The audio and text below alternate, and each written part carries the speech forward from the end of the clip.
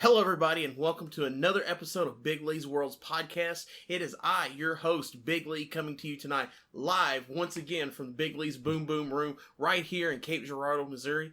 And today I have with me a very special guest, Mr. Dalton Anthony of Cape Championship Wrestling, of Stride Pro Wrestling fame. How are you doing today, sir? I'm doing good. I'm doing pretty good. Boom Boom Room adjacent, which is super funny that it's taken almost a year of your podcast for me to finally show up. Yes, because for those that don't know, the secret location of the Boom Boom Room, Mr. Dalton Anthony lives like quarter half mile down the street. I think a block and a half. Oh yeah, so yeah.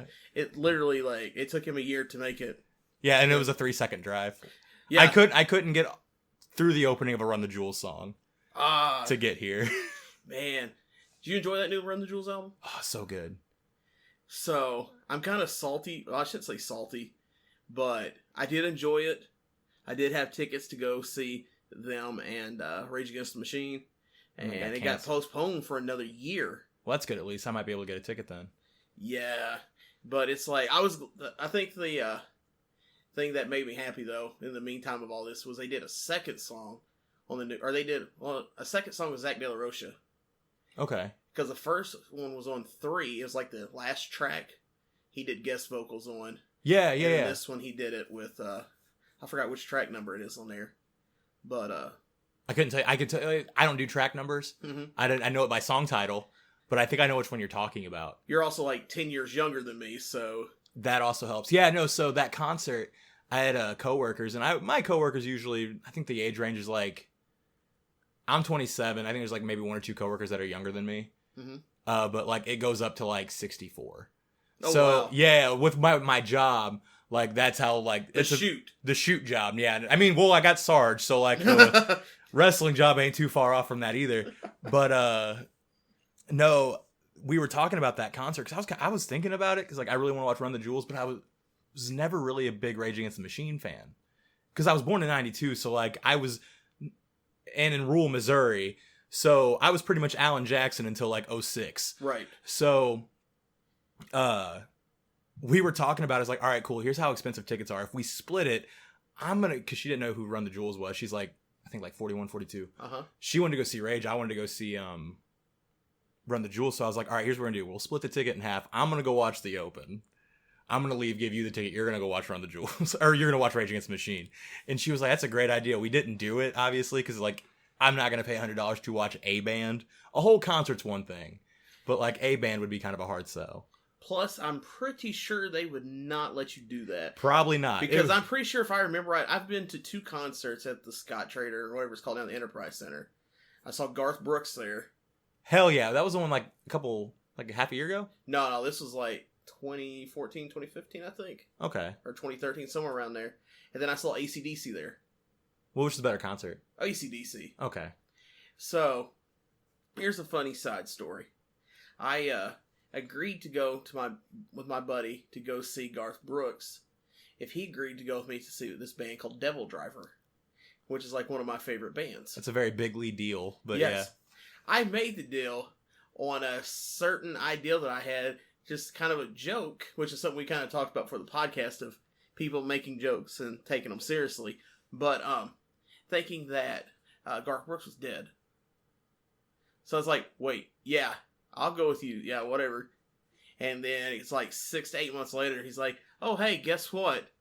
Garth Brooks is going on tour now. And I'm like, wait, what?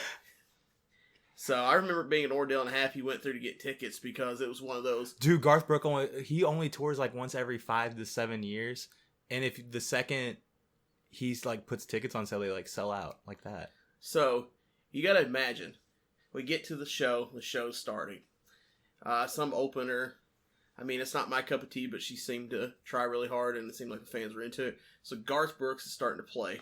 Everybody's standing up, singing word to word, and I'm just sitting there in a chair because I have no idea what's going on. I was about to ask you if you knew any Garth Brooks. I knew one, The Friends in Low Places. I was about to say, yeah, you blame it all on your roots. We know. Yeah, right. That song fucking hits. Like, so I of course, that one I'm standing up and part of, but it's just like, I know nothing else about it. I'm just like, okay.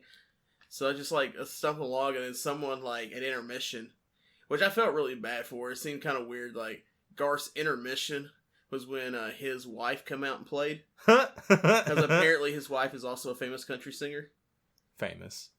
I don't know. Exactly. I mean, I don't know either. I didn't know that. But I felt bad for her, because then, like, when she started to play, like, they lasted, like, one song, and then while she was playing the rest of them, the people were just getting up going to the beer stand. And I'm just sitting here like, man, that's kind of rude.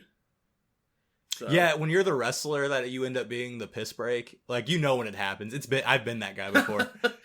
And I never take it seriously. Like, it just never hurt my feelings, but every time I'm like, well, this is Dalton. This is what Dalton does. So talking about this, let's start it off with this. What's on the playlist besides Run the Jewels? I have a music education degree. So I've been all over the place my entire life. I said Alan Jackson. I have some Alan Jackson on a play, or I listen to him every once in a while. But then at the same time, I have Run the Jewels. I have Ludacris. It's like Luda. It's like one of my favorite rappers of all time. Anytime somebody brings him up, I'm like, oh, we got to talk about how hard he like goes. And about how he's never taken himself seriously as a rapper, but is one of the best rappers of all time. I've been on a really big K-pop kick recently. Korean pop music. Yeah. It's weird as hell, but it's good. And they give me like 4 words in English. Mm-hmm. And I'm like, okay, cool. I got just enough of the song to be into it. It's something Sadie got me into during quarantine. Quarantine's been weird. It's been Tiger King, Dragon Ball Z, and K-pop. So I partially blame Tiger King for the world getting in the bad shape that it's in. I think it's one of the things that brought us closer together, but it was only 8 episodes, so it didn't do it for long. So, I mean, there's so much from that last, like, minute of that I want to dive into. So, like, my sporadic mind here. Ludacris was really good those first couple of albums, and then he just kind of, like, fell off. Pimpin' All Over the World was good, but that was the last good one. Yeah, okay. So yeah. That was Red Light District, right? I think it was after that. We have power of the internet. I can start Googling stuff, but let me see. Because like I remember that time where I don't know if you remember this, but you remember when they did the like Pepsi collaboration with Sum 41? Yeah. Like I remember. I think that was kind of the last thing I really remember. I don't remember if I found that late or. Oh hell, Pimpin' All Over the World was 2004, so it was Red Light District. You were correct. Yeah, because well, he hasn't had a hit since 2004 then. Nah, he had that one hit after that. Remember? Yeah, Baby with Justin Bieber. Really? That was like 2010, like 11, 12. I was in college, but he was on a Bieber, like one of Bieber's first tracks. Okay. That was high school actually. Now that I think about it, but yeah, in 2010, I'd already graduated college. It was 2010. I just graduated high school at that point. Yeah, like I said, that age gap. Because I was gonna say, I think probably his last big hit was remember My Chick Bad. That was 2010. It popped up on Apple Music. Is amazing. It's my favorite thing. I'm more team Spotify. That's fair. It's one of those things where it's just like, all right, it's the evil I know. I don't have to download an extra app. Mm-hmm. Like I go to music and I hit search and I can listen to Migos and then I can go back to like BTS, which is K-pop. I'm really weird. Like I can't help it. Not hearing any metal in that. I mean, all right, now what kind of metal are we talking? Are we talking about like hair metal? Because I do like death metal. I don't listen to Goat Taint, if that's what you're asking me. Goat whore. Jesus. I always do that as a joke, and you always correct me. The point is it's that ridiculous. That was something I told Wells not too long ago. I made up like a name of like a thing. He was like, I think I spend so much time thinking of these ridiculous names and like not being super far off the beaten path. But no, those are the bands that I've never really gotten into. Just because I don't know if the music's not appealing to me. I like my main thing's pop music. Like I love pop music. People are like, oh, it's not real art, but like Maroon 5 makes millions of dollars, so they're obviously doing something correct. Here's the thing: those first couple of Maroon 5 albums, the first two, fire. Yeah, I agree, 110%. Big Kesha fan. Oh, dude, TikTok is my jam. Always has been, always will be. Blow, that was another great one. What was it on I think it was the Warrior album had Go Trans Am. Yeah. That was another one. I love that song. And it's one of those things where like you get pop music. Oh yeah, I sent you a thing of Ariana Grande one day. Yeah. And you were just like, that song's awesome. And I was like, I forget that we're not super far off of humans. Right, you're right. There's that slight separation there. But yeah, because Side to Side's probably still one of my favorite Ariana Grande songs. Oh, it's so good. And it's one of those things, you got pop people that just put out banger after banger. Ariana Grande is one of them where it's like, damn, yeah, God is a woman. That song hits hard too. So, like I said, between the age gap between the two of us, like I still, it's well known with like my love and roots into like death metal and hardcore and stuff like that. But still, top 10 of my favorite bands is Smash Mouth. Oh man, yeah. Like, and I mean, like, going back, 97 Fuss Your Mang album with Walking on the Sun. Like, that album was such a great album, very underappreciated. But it's bad because, like, and I don't blame them because they made a bunch of money off of it. But, like, when they did that Shrek song. Well, it wasn't. So like, that Shrek song was All-Star. But. Remember, they also did the cover of I'm a Believer on there. Yeah, they did. But All-Star was used for Mystery Men. That one really horrible, like, superhero movie. I don't think I've ever finished that movie. I've always fell asleep during it. It's the one where Kel Mitchell is the guy that goes invisible, but he can only do it if he's completely naked. Yeah, because I remember some of them were in the actual music video. Yeah, that's what that song was for, but yeah. Are you about to say, like, they've made so much money off of it, so whenever they go to concerts, that's all they play? No, like, I'm saying, like, that's what their fan base is known for. Because when we went down in 2018 to Tunica to go see them, we did the meet and greet. Like, it was on their tour that they were doing for the Fuss Your Mang album. Like their 20 or 20 something year anniversary of it. So all these people that were in line for the meet and greet, like their high weeks, because it was like a war to get the casino to agree to let us do it. Mm-hmm. Like we explained to them we're coming all the way from Missouri and we're diehard fans, and we offered to pay them, and they just finally agreed like 2 days before. Be like, "No, you ain't got to do that. Just come on down." So we're like, okay, me and my buddy Justin and we were both diehard fans, and all the people we're talking to in line were like, "Yeah, they did that song from Shrek." It's like, yeah, but they also put out this great of an album, realizing that the people that probably listened to Fuss Your Mang was probably not the same fans that cared for the Shrek song, and the people that listened to the Shrek song were fans of it probably did not care about Fuss Your Mang. Yeah, but they made a lot of money because they had both. And then the fact that we upset the security at the casino because they said you could only take their pictures and no autographs, and I took my copy of Fuss Your Mang down there. And what was cool is their tour manager was halfway through the line, and he was laughing and he's talking because it's like, to be the high roller at the casino, you pretty well up there in age. And he's laughing, he sees me and my buddy Justin, and he's like, "Well, wait, y'all look a little different than the rest of the people here." It's like, yeah, we're actually fans. And it's like, hey, it sucks that they're not doing autographs tonight because, like I said, I'm a big fan, and I actually brought my copy of Fuss Your Mang hoping to get it signed. Mm-hmm. And he's like, "Wait, you actually know these guys?" It's like, "Yeah." He's like, "And you actually have a CD of them?" Like, "Yeah." And I pulled it out of my back pocket because anybody that knows I wear big baggy shorts with deep pockets. I was really expecting you to pull it, like, then I unbuttoned the side pocket and I dug down there. I pulled it in the deep cargo pocket. Yeah. No, I pulled out the CD and I showed him. He's like, "Dude, that's awesome. You know what? I will get that signed for you." So, just like with any manager, promoter, or something like that, I just figured he was probably blowing smoke. So he goes up and talks to Steve. There between one of the photos during the meet and greet, and we're towards the back of the line. We go up, the tour manager pulls us to the side and says, "Hey, y'all just wait here." So they go through the line. They're running down like the basement of the casino where they're doing the meet and greet, so we had to get in a freight elevator. So everyone else is starting to line up in the freight elevator, and the tour manager's like, "Hey, before y'all leave, this is the guy I told you about with the CD."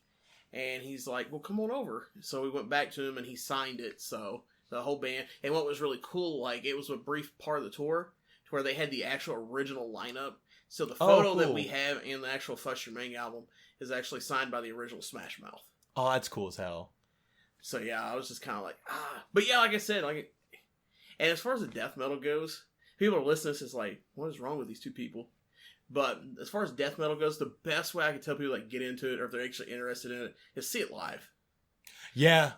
So I was with a girl in college, and was it the Succubus? Yeah, the Succubus. Amazing voice, horrible human. She's not going to listen, so it's fine. Oh. And I also didn't say her name. I mean, if she listens, she knows it's her, but it's fine. Whatever. So, like, we were both music people, so she was like 2 years older than me, so she had like the really advanced courses of, like, pick a genre of music you don't listen to and study it. Uh-huh. And she picked death metal. And I remember she had to go see a live performance, and she told me that, and I was like, where the hell are we going to find a live performance of death metal in Cape Girardeau, Missouri? I've been living here for like 3 years at this point. And, of course, the guy at the bowling alley was a drummer in one of the bands. So he was like, and she worked at the bowling alley. So we got free tickets to a concert at Pitters. I miss Pitters. Rest in peace, Pitters. Yeah, rest in peace. Really underrated music venue. Like, it wasn't great, but it also, like, it's the indie wrestling of music venues. And don't tell me it's not. It's 80 people crammed in a space. That was Dockside. Where was it? Is that in St. Louis or? No, it was in Cape. It was in Cape. I that don't know was where on that was. Spanish Street. Okay. Down past Bellatella. Oh, okay. Yeah. So there was a music venue there too? Mm-hmm. All right, yeah. So we were at Pitters, and I see this guy that used to go into Hastings all the time with long... Rest in peace, Hastings. Rest in peace. Unless you worked there, to which, F that place. The most beautiful long white hair. I sold that dude a suit at Penny's, and then he would buy CDs at Hastings. Most beautiful most polite human in the world, screaming his fucking head off. And I'm like, this is the most intense thing in the world. Uh-huh. And it was cool, but it's one of those where, like, I appreciated that experience, but I don't think I'd do it again. Because I also don't like concerts for some reason. Really? Yeah, like, I'll go to an orchestra, but again, it's because of what I, like, you do that for 5 years, where that's like, listen to Tchaikovsky and tell us how you think. Like, you do that for so long, you just become indoctrinated into it. So it's like, I'll go watch an orchestra. But, like, I don't like musicals. I don't really like going to concerts unless it's somebody I really want to see, or, like, Sadie really wants to see it. Uh-huh. Like, we went to go see 5 Seconds of Summer. I told you about that back, like, last November. And I didn't really want to go, but she wanted to go. And then she was like, well, the Chainsmokers are the headliner. And I was like, well, I fuck with the Chainsmokers. And it was the most wild thing I ever saw. Do you know the Chainsmokers at all? No. It's a DJ and a kind of singer. Okay. They did the selfie song, Let Me Take a Selfie, and then it was a whole bunch of house music and shit. Oh, I don't know it. Okay. So it's just two guys, and one guy sings and I guess acts like he can play guitar. And the other dude is just behind a DJ booth the whole time. And I thought, how could they make this exciting? And it was the most wild shit in the world. They had motorcycles. Mm-hmm. There were strobe lights. They had a drummer come out and they played the drum while it was on fire. I was like, this is intense. And I was the oldest person, me and my buddy, because me and my buddy had tickets in the back, and then his wife and Sadie had tickets closer up front. It was cheaper that way. Right. So we were the only males, and we were the only ones in our 20s. It was either 40s or 50s because they're the moms, or it's like 10 years old to 18 from the daughters. Right. But we were the only dudes in the area, and I'm like, I hate this. But it was the most wild concert I've ever been to. And it was cool. Like, I've seen Def Leppard live. Like, I've watched all the 80s acts live. Like, those were cool. But I'm not a big concert person. That's my mom took me. So 80s, not like 80s. Not like Slayer. 80s. No, I didn't go see Slayer. No. I think I've seen all the VH1 popular 80s music. Okay. So, like, Def Leppard, Poison, Cheap Trick. I've seen Heart. I've seen Journey. I think the only ones in that area I've seen... I did see Motley Crue. Oh, that'd be a fun concert. I saw Motley Crue open for Kiss. And it's amazing how meth preserved their bodies so well. Dude, I tell you what. You know, we give a hard... they had money. They were doing heroin. But... Oh, yeah. But, I give a hard time for a lot of that genre of music, but Motley Crue was amazing live. Oh, I bet they put on a hell of a show. I was so amazed. I was just like, what? Kiss was terrible. But... Yeah, I don't think you get me to go to a Kiss concert. I went because my buddy was a big Kiss fan. He convinced me to go. And I was... really wanted to see Motley Crue. Yeah. Kiss, the most overrated rock band in history? Ooh, that's a tough one. I think they are. Don't get me wrong. I like some of their songs, but that's the issue. Everybody's like, oh, Kiss is the greatest rock band alive. Be like, are they? They're far from the greatest rock band alive. Here's the thing. They're the most memorable and they're the most merchandise, but they're not. Here's the thing. And now this is the controversial part of it.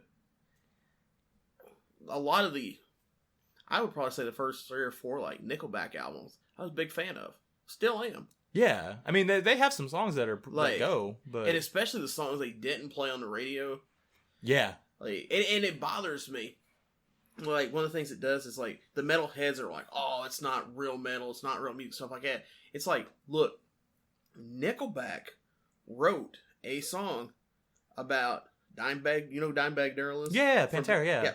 So they wrote a song about Dimebag Darrell and trying to go find the guy who killed Dimebag Darrell and kill him if he was still alive. How did that dude die? So Dimebag died. Oh no, I know how Dimebag died. Did the guy that killed him die? Yeah, I'm pretty sure if I remember right, he killed himself at the venue. That's right. Okay, I didn't know if it was like a prison thing or not. Yeah, no. No, you're right. Yeah, because he wrote the song "Aside of a Bullet." Yeah, but man, that's the most wild way to go. Yeah. I think for somebody like Dimebag, like, and it's a tragedy. I'm not like, right. But like, man, if there's one way for that dude to go, that was the way. Like, where it's like, story musician, like Pantera is super underrated in my opinion. Not enough people talk about him. Some of the greatest metal songs of all time. Mm-hmm. And like, they're kind of just quiet. Like, the one thing that everybody knows is, well, the one guy got shot on stage. Right. That's like, well, they did the song Walk, and then Dimebag got, tragically killed on stage as part of Damage Plan after they had a falling out with Phil. Yeah, it wasn't even, you're right, it wasn't even Pantera. Yeah. Hell. How do you feel about Skynyrd? I'm not a big Skynyrd fan. Really? Oh, it's such a bummer. So here's the thing. I'm not a big Skynyrd fan, and it's not like a thing of like elitist metal, like, bro, I don't like Skynyrd because it's all not real. Like, I grew up, anybody knows, I grew up out in the sticks in a small town of like 1,000 people in the South. Yeah. So, like, Skynyrd was everywhere, and I wasn't a fan of Skynyrd then either. Okay. Like, I will listen to Simple Man only if it's the Shinedown version. Okay. That's a bum. I mean, there's a lot of things we're different on, and that bums me out. That one hurts for some reason. Like, really? That's when we're like, I love Skynyrd. And by the way, people that don't know me, I'm not a Confederate flag waver, but like, Skynyrd is one of those bands that's just like, I can't not listen to him and be happy. Mm-hmm. And it's not even Sweet Home Alabama. Like, the Ballad of Curtis Lowe is still like one of my favorite songs of all time. See, I'm that way with Charlie Daniels. Rest in peace. Yeah. Like, I dusted off some. I hadn't listened to Charlie in a while, and then after, if you're listening to this recently, he just a couple weeks ago passed away. Yeah, it was like a week, I think. Yeah. Yeah, and it's just like some of those tracks, like, man, like it just takes me back, and it's like they're so good. And honestly, like, and I think I did a little thing last episode talking about what was going to do in July. So if y'all listened to this previous episode, yes, there was some scheduling deals, and we changed the guest order. Because, of course, the first episode after that was going to be Jeff. We're actually not going to record Jeff because I had a family thing come up last weekend. So I had to move his. I assume Jeff canceled. No, Jeff didn't cancel. That was all on me. I had a family thing that I had to go take care of, and I had to move the podcast recording for him for a week. So I appreciate him working on my schedule for that. Jeff's a sweetheart. I love Jeff. Is. Yeah. I mean, after his next episode, which we'll get into in a little bit here, some of the things that's happened recently.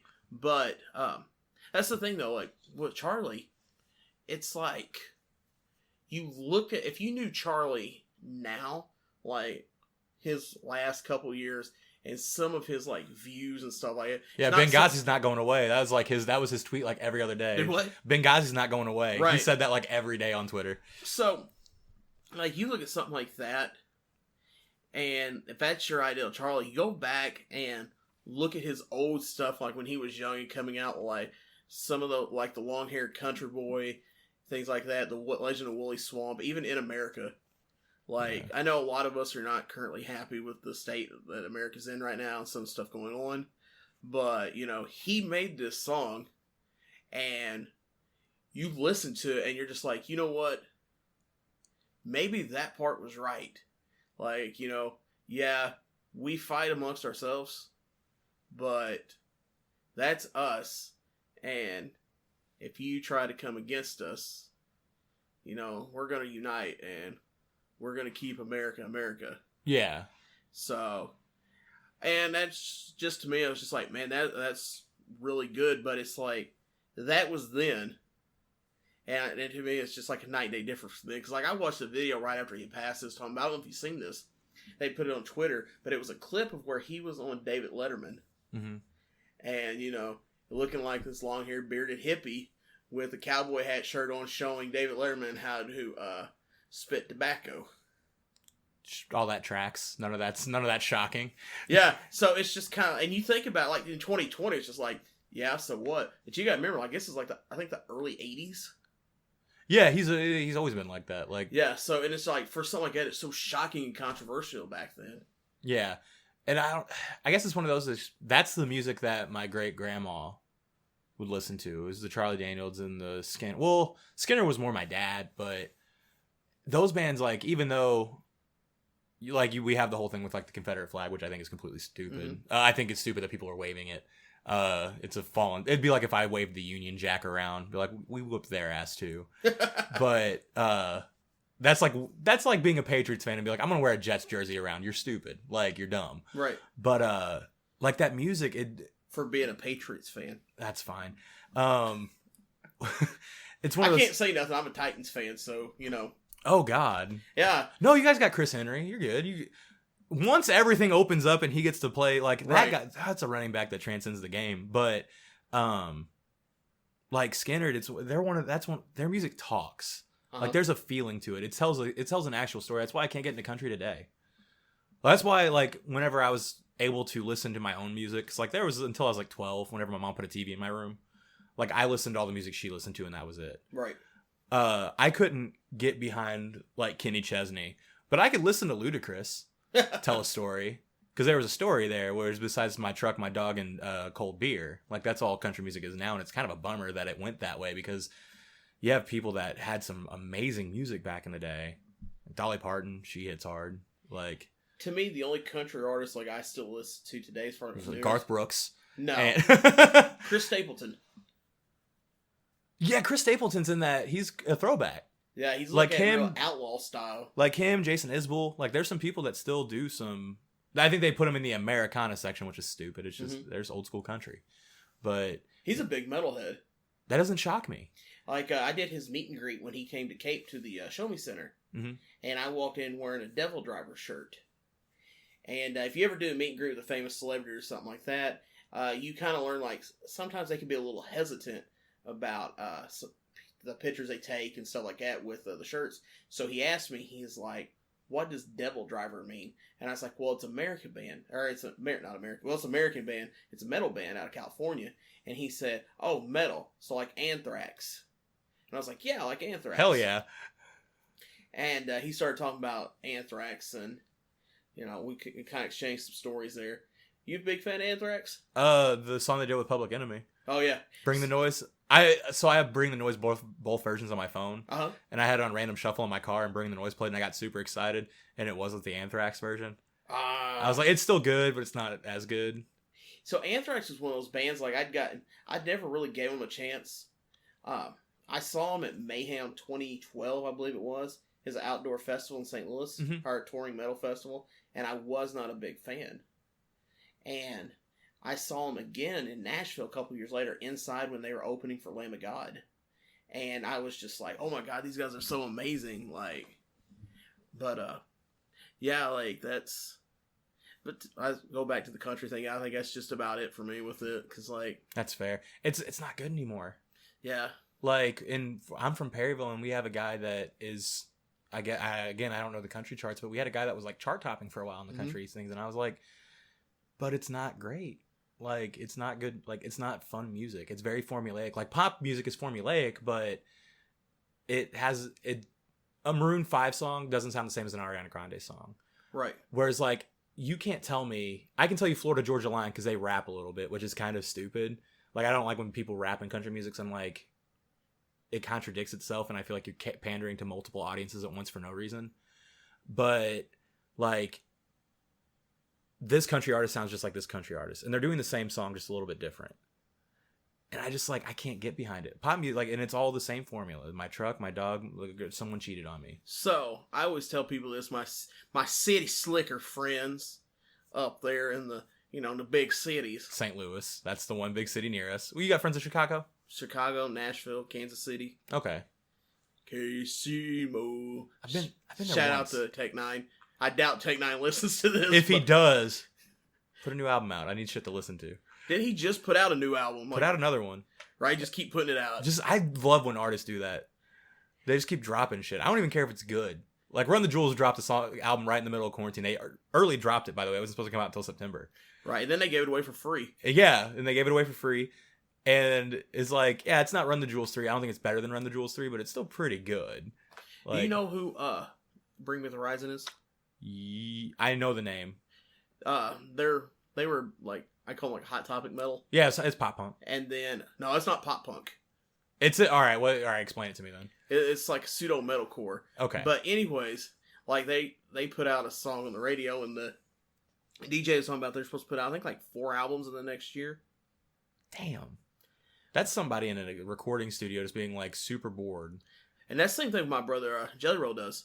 Like he's constantly like, especially the quarantine, like he's just hitting out, hammering out track after track after track. Well, that's what they got to do. Yeah. I mean, you're a professional musician during quarantine. You can't tour. Yeah, you can't make your actual money, so you got to do something to keep your like time going. But anyways, back to my City Slicker friends. That they asked me, like, when I talked to them, your country accent, stuff like that, country music. And it's just like, I tell them, it's like, country music that you hear on the radio and the stuff they talk about today on the radio, it's not real. No, they're all from California, and they're like... And the videos aren't either. Yeah. Because, I mean, you're from a little country. You're from a much bigger town than I'm from. But I'm also from... But that being said, I'm also from a little town in southeast Missouri. Right. Like... So, first, I mean, we can address some of the rumors. This one will probably get the most heat. The females in those country music videos don't dress that way in the country. They're not near as attractive as they are in the country. It's a mossy oak shirt, but it's not cut up at all. Right, because that's way too much money for them to waste out on the farm. Yeah, like... And the only time you see females dressed like that is if you go to the local rodeo. Because they ain't dressed that way out in the... And they're dating the dude in the Affliction t-shirt, so you ain't got a chance. Right, yeah. Like... So, the muscle-bound steroids dude with the 2-inch Punisher. Yeah, the knife he keeps in his pocket, boys, not your... Yeah. Yeah. That's giving him a grace of an extra inch and a half. But anyways, that, and plus, I mean, the biggest thing is, like, you see the people driving the trucks and stuff out in the fields and having a party. Back where I'm from, if you drive in somebody's field and you destroy their crops, you're getting shot. Yeah. If you're driving in someone's field, so for where I'm from, there's a lot of fake cowboys. Yeah. That was a big thing in my school, was you'd see all these guys wear boots, and it's like, you live in the middle of town.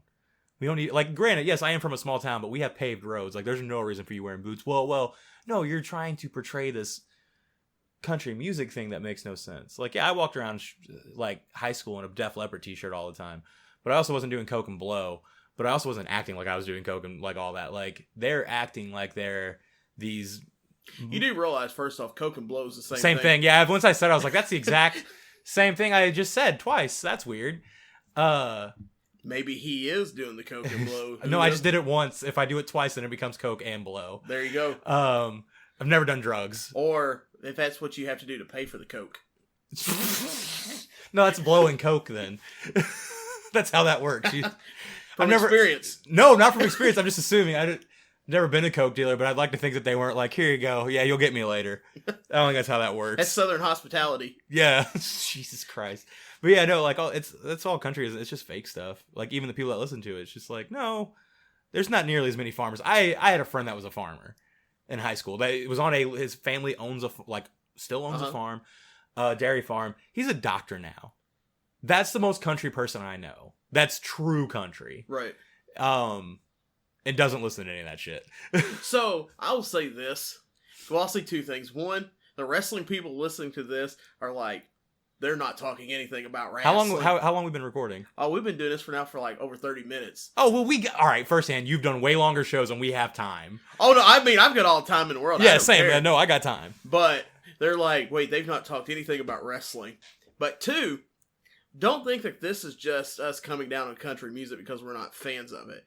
This happens in other genres, too. This happens a lot in metal.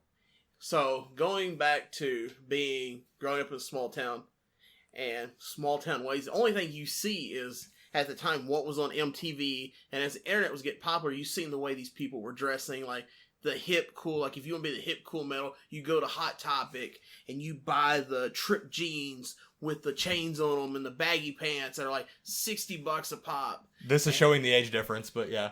Yeah. Because mine is skinny jeans. Yeah, that 10-year age gap there. It's not 10, I think you're only 6 years older than me. Really? I'm 27. I turned 28 this year. I thought you was 24. No. Sadie's 22. You're thinking of her. When you met me, I was 24. But you forget we've been friends for like 3 years. Man, I knew life's been rough. Yeah, I know. It's the Rona is mainly just because you've just been friends with me for too long. This is all sparked COVID was me. Right. Yeah. I was going to say what sparked it really was the Blues actually winning the Stanley Cup. Yeah. But that may get you too much heat. I don't want to do that to you. No, it was the Cubs winning the World Series. It's been downward since then. You notice that? Oh, yeah. We're not from Chicago. We're close to St. Louis, so if we say that, all the heat gets off of us. But see, you're booked under Heath Hatton, and that may get you some heat there. He ain't listening to this. Hey, you never know. We made fun of Garth Brooks. We are not. He tuned out a long time ago. I love Tyler, though. He's awesome. Shout out to Heath Hatton. Yeah, no, he's the best. This. But, anyways, so, like, growing up, that's what I was saying. Like, so I want to be the hip, cool metal kid, dressed in all black, metal, TV, bar. Until I started actually going to metal shows. And, like, seeing, like, these guys just dress normal. Like, they may wear a costume on stage or something like that, but throughout the day, hanging out, they don't. Yeah. They dress normal. Well, also, it's super important to note that the people, like, on stage are dressed in costume. What were the fans in the crowd dressed like? So, it was one of the things, like, you could kind of start separating the crowd out. You could tell the people that were, like, their first metal show, first rock show, or just rich kids that are wanting to drag their parents to something to upset them. Because they still, like, you could tell the style of, okay, they're wearing that versus the people that's been going to a bunch of shows, how they wear normal clothes. Because if I'm going to a show with a pit, I'm not wearing anything fancy. I'm going to wear jeans and a t-shirt. So whenever I get beat up, I can get beat up in comfort. So honestly, it's kind of funny to talk about something like that. It's if people see me, they don't know me. Like they see some 6-foot bald, pale white dude with a tall tee and baggy shorts. The first thing that does not come to mind is, it is a big metalhead. So, and then you see like the differences of, honestly I don't wear it because I want to look like a rapper. I wear it because it's super comfy. Yeah, no, like they're baggy. I get it. Right. I could wear a large t-shirt, but extra large, like I don't have to like worry about my ass hanging out. Right. Yeah, no, I get that. But it's one of those things. It's like, so you do that, and then like you start progressing, and you're like, okay, you just go for what's comfy because you're going to be there for like 4 or 5 bands. If you went to a venue like Pitter's, it was hot. And if you were lucky to be sitting. Right. And smoky, a lot of the venues. Yep, because back then they were still allowed to smoke. Yep. Which, man, I'm happy that's becoming less of a thing. I got a side story about that. Uh-oh. But anyways, just to wrap that little thing up, it's not just all genres. Like, the more you start actually getting out, you see how much of it is fake. Like I said, all the big metal bands, like I go to the angry death metal shows, and they're usually a band t-shirt, shorts, and sandals. Like, until they get on stage. And then they put regular shoes on. And then that's it. But you watch the videos. How many times have you seen me set up a ring recently where I'm wearing shorts and flip-flops and then I train shoeless? I'm the same way. Yeah. So it's like, but then they get on stage, they put their gimmick on, and then after that, it's often it's back t-shirt or shorts. So, don't follow the media hype, kids. Dude. Just be yourself and be happy. If there's one thing I've noticed with, like, my time in music, because I didn't perform, like, in bands, but, I mean, I did performances all the time. Yeah, you told us. We just heard about the Coke and Blow. Yeah, the Coke and Blow. No, there's not a lot of that in choral music, and if there is, I wasn't in the right choirs. But like, yeah, it was a whole thing where it's like, all right, you got to go put your gimmick on, but there's not a lot of difference between musicians, wrestlers, and comedians. Those are the 3 where I'm like, all 3 of those jobs, firsthand, unless you're one of the top people, it's your part-time, like that's your fun job. Right. You don't dress the same out as you do in, and like, nobody knows who you are except for the people that are there. Like, so, it's the wildest thing. That's the cool thing about going to concerts in the wintertime is, at my work, at the shoot. Right. Pew, pew. It's a button-up shirt and jeans on the week, or throughout the week you work. So it's like, literally, like, I've got my flannel shirt, my jeans, my boots, my steel-toe boots, not cowboy boots. The only reason I don't wear the cowboy boots anymore because they hurt my feet. Yeah, they squeeze in. Yeah, because I wasn't wearing like regular cowboy boots. It was like the Goodyear boots. Yeah, like work boots. Yeah, and so now I wear steel toe boots because I want to tell you this. I getting sidetracked here. No, you're good. That's how my mind works. But one of the biggest gimmicks, Doc Martin boots. I was so happy a couple years ago. I finally was able to like just throw away money and buy Doc Martin boots. Like, it was just some weird achievement of mine I've always wanted. I wear them. They're the most uncomfortable things in the world, which is crazy to me because I've had their slip-ons, like dress shoes. Mm-hmm. Super comfy. Their boots, their original Doc Martin boots, absolutely terrible. Best steel-toe boots I own is like a $30 pair from Walmart. Yeah, and it's because, like, they may wear out super quick, but they're at least gonna be comfy for the 8 months they work. Exactly. Yeah. I mean, I wear Nikes. I'll wear the same pair of Nikes for 2 years, and then I'll be like, all right, cool, new Nikes. Oh, well, when it comes to tennis shoes, I gotta wear my Nikes. Yeah, and I only wear tennis shoes. Like, yeah, I don't like boots at all. I don't like dress shoes at all either. With what I do, like, I'm supposed to wear dress shoes, and then I'm like, well, I'm standing most of the time, so I don't want, like, I want something with cushion. I've messed up my foot wrestling before too, so I'm like, no, I'm gonna wear something with some support. So I wear tennis shoes everywhere, and if you ever see me outside of work and outside of a wrestling show, I'm wearing flip-flops. Right. Like, I never wear shoes out. Dude, that was the greatest thing about this whole quarantine and working from home is, like, we got sent home in March to start working from home. It's like I get to wear sandals every day. I wore sandals every day until June when I stepped in a rut in my mom's yard and hurt my ankle. And between the icy hot and the walking boot and then trying to wear tennis shoes, like, it sucks. I miss wearing the sandals all the time. Yeah. No, that's... I'm going to be bummed out whenever I go back to work soon because I think I'm probably going back to work in August. I haven't worked since March. So, like, I've been super out of it. Like, I've worked a little bit from home, the amount that they made us do. Right, the bare minimum. The bare minimum because that's all, like, my job could allow because of multiple reasons. Right. We're going to skirt right around what it is. But... I feel like it's a word that starts with a U. Maybe. But... like, it's gonna be awkward because, like, mine is khakis, button up, supposed to be wearing dress shoes. That I've never done that. Like, even whenever I started, I was like, I'm putting tennis shoes on, and that's gonna be weird because, like, I've been so used to wearing flip flops because, like, I haven't really done a lot of manual. I've built some shit around my house because whenever I got the Trump check, I was like, what can I upgrade in this, like, little house for me and Sadie? So I bought, like, shelves. I got her a dresser. I got AEW figures coming in. Trump did me a favor with those. Like, I saved up money. I had food. Like, I had food. Right. I had shelter. My car was paid off. Like, not paid off, but I had my car payment done. Like, what do I need this for? Well, let's figure out what stupid shit I need. So I was building stuff, but I'm not wearing boots in my own house. I don't care if I stub my toe. Right. Same thing whenever I put a wrestling ring together. I don't care if that big old WWE ring messes my foot up. I'm wearing flip-flops and socks, and Jeff Odell looks at me like I'm stupid every time. So, I was going to say, my sidetrack there. You talking about Pitters and the smoke. I saw a band there. Now, I've did my fair share at Pitters of seeing local bands. I saw the early 2000s rapper Afro Man there. Yeah, I remember that. That was like 5-6 years ago? Maybe a little bit longer? I think that was the second. He came twice. Okay, there was a second time that wasn't, like, I mean, I was living in Cape when it happened. Yeah. So the second time he came, I missed it because we were down in Jonesboro when Impact was running live TV. Okay. And they did the one live show, and then the next week they taped. Because my roommate Chris, who was the guitarist of Eurydice, yeah, he was like, "Hey Dalton, Afro Man's playing Pitters," and I was like, my first comment is, "Holy shit, Afro Man's still alive." Yeah, that was my initial thought. Dude, he was like, the show we went to, he was like an hour late getting there, or like not an hour late getting there, like an hour past his set time. Like this. Like city ordinance, like he wasn't allowed to sell his merch in there. So we got to meet him because we went out back behind Pitters to his car where he was slinging CDs out the back. Hell yeah. Because he was telling me, he was like, hey, I can't sell merch in here because it's closing. Come around back. And of course, it was only me and my buddy that went with me to the show. We were the only ones that went back there. Really? Yeah. Oh, fair enough. And he actually does drive a Cadillac. That's the best. That's living the gimmick right there. Because I'm like, when I said, I was like, wait, this is a rib, right? This isn't really your car. You rented this.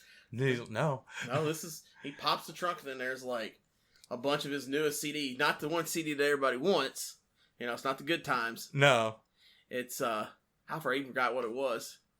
Did you buy it, though? So, actually, I did buy it because I'm one of these weird people. No, you're not weird. You want to support artists. Like, that's not weird. So, and it's really bad because someone else asked me this, like, not on a podcast or anything, just in general, they asked me, we were talking one day, it was like, so, on the wrestling side, when it's at Cape Wrestling, or a company that you're doing business with, and you meet somebody, do you pay for those pictures you get? No? No. I mean, I don't blame you, like... I'm not going to sit at the table with Godfather for, 4 hours at Cape Comic Con, and then be like, oh, hey, well, I want to go ahead and pay $20 for a photo. No. No, I don't blame you at all for that. Yeah. I just don't, I was never a big picture person. Okay. I think It's weird. It's kind of in between. Like, whenever I was a fan, I was always... Because, like, CCW, whenever I was just doing... Like, even before commentary, when we were just doing the podcast for you guys, it was really cool. Like, I never really saw that before of indie wrestling, where, like, you bring in James Ellsworth. Well, yeah, like... And fortunately, you and Ken and Jason always hooked up us for the advertising. You'd be like, well, we usually don't let 8 people take a picture with the person for the price of one. But you guys do enough for us where we'll fudge it. And it's like, all right, cool, I'll chip in. Like, that stuff was cool, but I was never really... Yeah, we're going to let 8 people in this picture for $10. We don't normally do that, but for y'all... But you've talked about us for 4 weeks on your podcast and might have drove maybe 2 ticket sales. Right. So, it squashes It drove 2 tickets and caused one person to ask for a refund, but... But you guys were nice. Right. So, like, I have, like, all the early CCW thing, like, those meet and greets in the ring, I think I have, like, a photo with everybody. Uh-huh. But... I guess it's whenever I started wrestling that I was like, I really don't like getting pictures with people. You know, like, unless it's people like, I went to go see X-Pac. I just started training at that point. I was getting that picture. X-Pac is my favorite wrestler of all time. Like, that's happening. Wait. Wasn't that the one I thought you were about to cry? Yes. Because you didn't think X-Pac was going to be at WrestleCon? It's because he was going to be late, and me and Asa went to Pancakes and Pile Drivers. Yeah, that's okay. That's so I was super freaking out because I was like, oh, fuck. I went to go watch WrestleMania, of course, but, like, I wanted to go to WrestleCon because X-Pac was going to be there. So me and Asa were running down the streets of New Orleans to get back to WrestleCon in time. But I did get to meet him.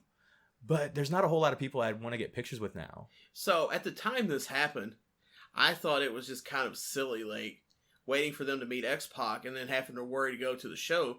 Because I thought, the show's just a couple buildings, a couple blocks over. It wasn't till later that afternoon I went to that same venue. It's like 3 miles away and you could only walk. So I went to CZW there that afternoon. And I had no idea how far of a walk that was from that hotel. And I'm like, oh, dear God. No wonder these people were so worried about it. Yeah, because then Jason wanted to go straight to ROH because he had all the meet and greets with, like, Kenny and the Bucks and them. Right. So, like, there was a lot of, like, well, we got to get here because we don't want to rip Jason off because those meet and greets were really expensive. Right. And he did multiple of them. And, yeah, so no, but, like, I'm not a big picture person. I think I posted the X-Pac, like you have, I admire your walls because they are just plastered. I've seen Nick Gage, I'm seeing Raven, which is funny. I've worked shows with all these people, but it's like, well, not the WWE people, but like I've met all these people, but I don't have like anything to really capture it unless we're on the show poster together, which is why the Super Show posters are so cool. Yeah, which we're going to get to here in a little bit here. But so with me, it's like I'm not a big autograph person. No, usually only things we're the opposite, right? So usually the only things like I'll get autographed if it comes with a meet and greet. Or, like, with some of the pictures to get signed, like, it's a funny deal because, like, I follow this thing called Slick Deals on slickdeals.net. Okay. And this isn't really an ad, but it's kind of cool because I wrote a Twitter post about them, and they actually followed me on Twitter. Oh, so we can make this an ad. Yeah. We can get you paid. Let's start. Right. I keep making the joke on P's 85 that I'm going to get a Blue Chew sponsorship. Is it that hard? I mean, it could be. Depending if I take the product or not. But Slick Deals, my bad. No, I was going to say, now, I think every podcast needs a Blue Chew ad. Asa, we were making the joke that I was going to try to be the first sponsored Blue Chew, like, athlete. Because my nickname is the Big D. Like, it writes itself. Right. And it's one of those where he's like, I'm giving you gold and you will not email these people. Well, they probably don't want to get sued for false advertising. I mean, that's one person's issue and she already knows, so it's fine. She's already agreed. Yeah, when she moved in, she's like, hey. Yeah, she knew. She been new. Like, she knows. But it was one of those things where it's like, that would be really funny if I could be the first sponsored athlete by Blue Chew. But then I'd have to explain to a lot of people what that is and, like, go to work. It's like, what's Blue Chew? And, like, I saw it on your tights in wrestling. Be like, dick pills. Right. So, I still thought it was kind of awkward. So, when we went to the last StarCast they did in Chicago. Mm-hmm. And they were sponsored by Blue Chew, yeah? So, yes. So, we stayed at the StarCast Hotel. And each of our tickets... each of our room keys had Blue Chew on it. Just one individual Blue Chew? No, like it had the Blue Chew logo on it. Okay, I was like, they put a pill on that? That's pretty dicey. Well, no, I tell you what was a real big disappointment. We went to the Blue Chew after party of StarCast. Okay. At the hotel. And for some reason, we thought they were going to give away like free samples. Yeah, which you can't give away free dick pill. I mean, you can if you use code Conrad. It was in Illinois. That just because they don't have an athletic commission doesn't mean you can blade there, but I don't think you can sling pills for free. You can smoke weed there legally, and you can blade there for free. But penis enhancement pills? Nope. Nope, got to pay for them. Or there's got to be a doctor involved. You can only be so blue in a state. They're right up on that line. So actually, I think it's kind of funny from that show. The people that like didn't care to go get a picture with, because with it you got a free meet and greet with Leva Bates. Oh, and she's cool. You got a free meet and greet with Killer Cross and Scarlett Bordeaux. Which that's something now because they're on. Yeah, and like the people that didn't like really care to go meet them, like I bet they're probably kicking themselves now. It's like, oh, I could have met that guy. Yeah. That's. I'm trying to think. I mean, well, the only person that I have like that's just like, oh man, they blew up is Marco. Well, I mean, you've met him. Well, yeah, but like I have a picture with him on my phone, but it was after because we were just buddies. Like we never took a picture. I was like, nah, I'm gonna finally get a picture with you. Because remember, it was at the end of that one show, and I was like, nope, you got one more. Yeah, I remember because I was like, I'm not really paying for it. I remember it was really awkward because you're like, do you care if I go get one with him? But I never did before. Like, and there was multiple Marco stunt things, and I don't know if I was already working yet or not. But it was one of those where I was like, no, I was like, well, I won't have a lot of chances with this much anymore. Because it was back then we didn't know if he was going to be able to come back, like for us as much as he has. But yeah, like let's see, I'm looking at this poster. Who's going to be big in 3 years? Probably that one guy with his. That guy, these two right here, and where's he at? The bald guy with the beanie is definitely going to go somewhere. You're right. Where's Jonathan at? Where's Sin? At the very top left. Oh God, I just wasn't looking for him. But like the Crowleys and like Blake Christian, those are the three where I'm like, one day those are going to be the ones where I'm like, yeah, I remember working shows with them. Right. Like I'm friends. Well, I know Josh and we talk at shows, but like he's such a chill dude that I can't tell if he hates me. Oh, he does. He does? Sweet. Yeah. Josh does. That's fine. So those of y'all who want to know more about Josh or Otis. Otis, yeah. Make sure you go to the bigleaguesworld.com, go to the back catalog of podcast episodes, and you can listen and learn more. The Otis episode was good, yeah. He's such a cool dude, but I was like, I think he hates me. And he might not. He seems like the sweetest dude in the world. We would be here for 3 days if we went through the list of people that hate you. Yeah, but like, I know those people hate me. So for those of y'all who are listening, I keep, like, sometimes when I do these, like, I forget that it's not a radio show, it's a podcast. So I'm just kind of like, okay, so those of y'all who are just tuning in, who magically fast forward through part of the episode and hit here. Yeah, but I say, who started at 54 minutes and 32 seconds of a podcast? Right. Just like, maybe this guy didn't have an ad or intro in it. We have a 50-minute ad on it. I'm doing that on a podcast one day. I'm going to do an hour-long show that's just an ad for Blue Chew. Once I get that sponsorship, I'm going to talk about how great it is. Right, but make sure you label it as something completely different, like Big Lee invades PZ85, and then it's just one big Blue Chew ad. Right. I'm pretty sure I'm banned from there. I think you're banned. Yeah, after I said I wasn't a big fan of Chris Jericho. Oh, that did get you some heat, but then you went to go see Fozzy. Yeah. And you like him now. Yeah, like, I would say his AEW stuff really made me a fan of it. His new, if you can find the English dub on a bootleg, his New Japan stuff's really good. Yeah. I think it's just WWE wrestling's not for everybody. You want to start getting into wrestling on this show? Well, I was going to get into soap operas, so I guess. All right, so yeah, we're wrestling, yeah. The wrestling. Yeah. All right, so besides a music aficionado and fellow heat getter. Yeah, I learned it from you, baby. That's right. Mr. Dalton Anthony, who I thought was bringing me a wrestling t-shirt, which he never did, but... What's your... I think I do. I think I still have one. Yeah, I was waiting. You was like, next time I see him, I'm going to bring it, and I've seen you like 12 times since then, and you were... I forget things all the time. It's the head injuries. It's what it is. Yeah. Mr. Dalton Anthony is a world-famous professional wrestler. And by world, we mean in southern Missouri and southern Illinois. In the big leagues world. In the big leagues world, I am a professional wrestler. I am a big He's professional. He's a professional wrestler. So how'd you get started in the business? You. I told this story on Kevin Huntsberger's podcast. Because he asks, like, how'd you get into wrestling? Because whenever he does like shows, like, it doesn't matter how many times you've been on. Right. He, like, likes for people to know, like, these people's stories. Well, see, here's the thing. And I actually learned this from Raven. About doing podcasts with guests. It's every person's first episode. Yeah. It's every like, podcast I don't want to start first. our podcast with, like, hey, this is Dalton. He's a wrestler. How'd you get into wrestling? Like, I want to warm it up a little. I want to break the monotony. And we've known each other for 3 years. Like, right. We could have started this podcast, like, 40 minutes before we did. Right, but we have to stop because... Then we start telling stories that we shouldn't tell. Right, we have to, like, we got the parental advisory here. You know, we're not afraid of a little heat. God knows this podcast has gotten me enough heat as it is. But, like, I also don't need to get banned from shows like you have. Right. Yeah. So, it's a little worse if I get banned from a show, because it's like, well, that's the money I could have gotten. Right. That $5 he could have got on a 2-hour car ride. Yeah. You know. But it means something. But no, I was telling Huntsberger the story of, it's not a great story about how I started in wrestling. It was the first group of CCW trainees. It was something you guys wanted to start a school, and you were interviewing people at Gaming Grounds at where we recorded Piece 85 before Corona happened. And you were interviewing these people that now, being who I am like now and knowing what I had no business interviewing for these spots. One of them thought it was a shoot. Yep. Like everything was real. And we were just like, I was working at the store. You were doing the interviews and we were both listening. And I just look at you do the slow movie head turn. Like, this motherfucker is serious. Right. And you did like 3 or 4 of them. And we were closing the store down, and you were like, oh, you're too much of a pussy to do it. I think it's exactly how you said it. And I said, okay, cool. So sign me up for it. I was like, I'm not interviewing, but sign me up. If you don't think I can do it, I'll do it. So, as a joke. So literally, I got you Marty McFly'd me. It was Back to the Future. You called me chicken, and my brain was like, well, I'm not a chicken. And 2 years later. So here's the thing. There's a little bit more to that story than just that.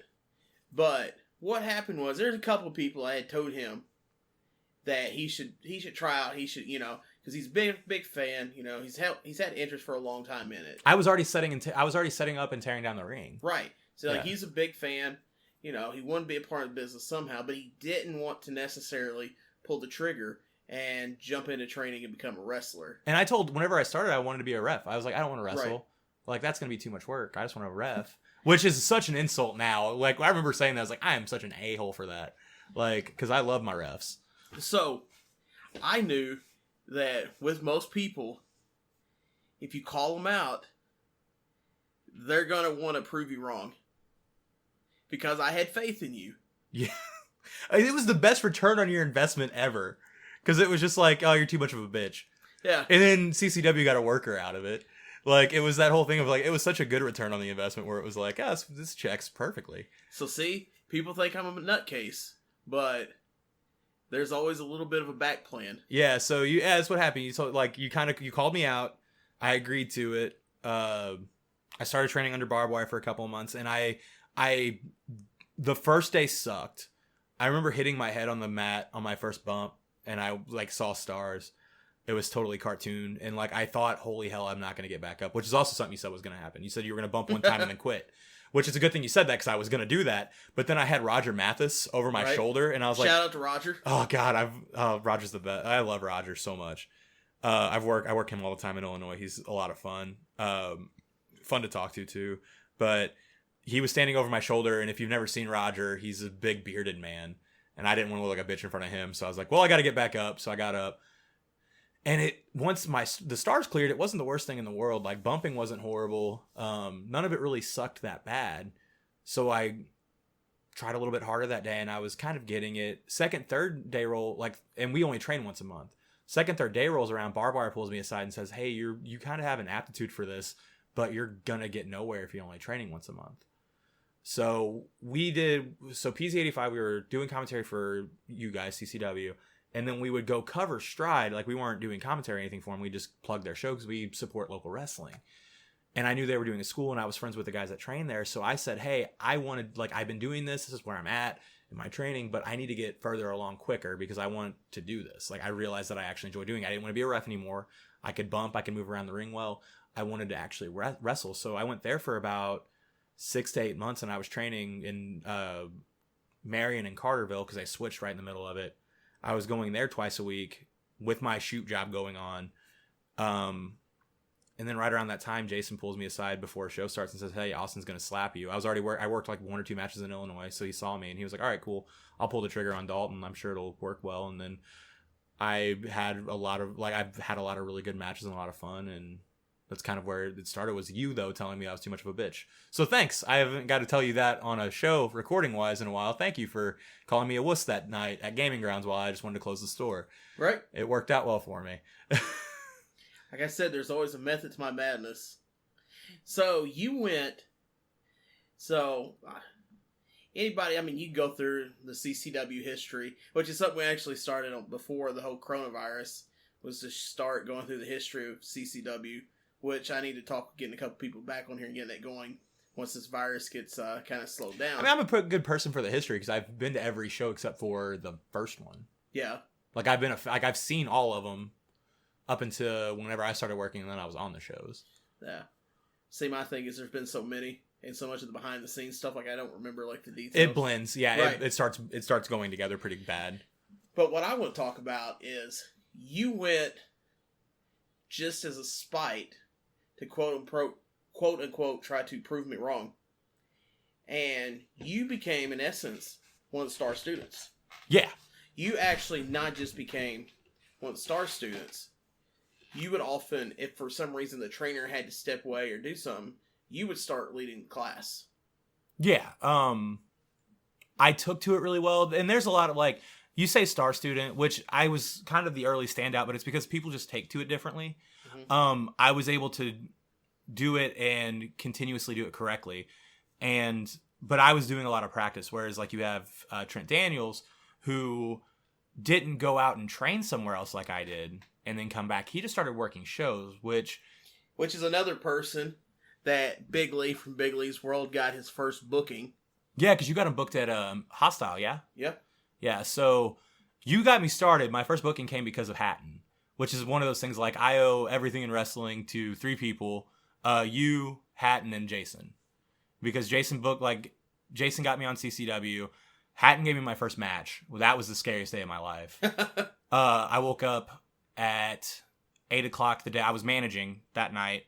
I woke up at 8 o'clock. Sadie said, "Hey, you need to check your phone. Tyler messaged you."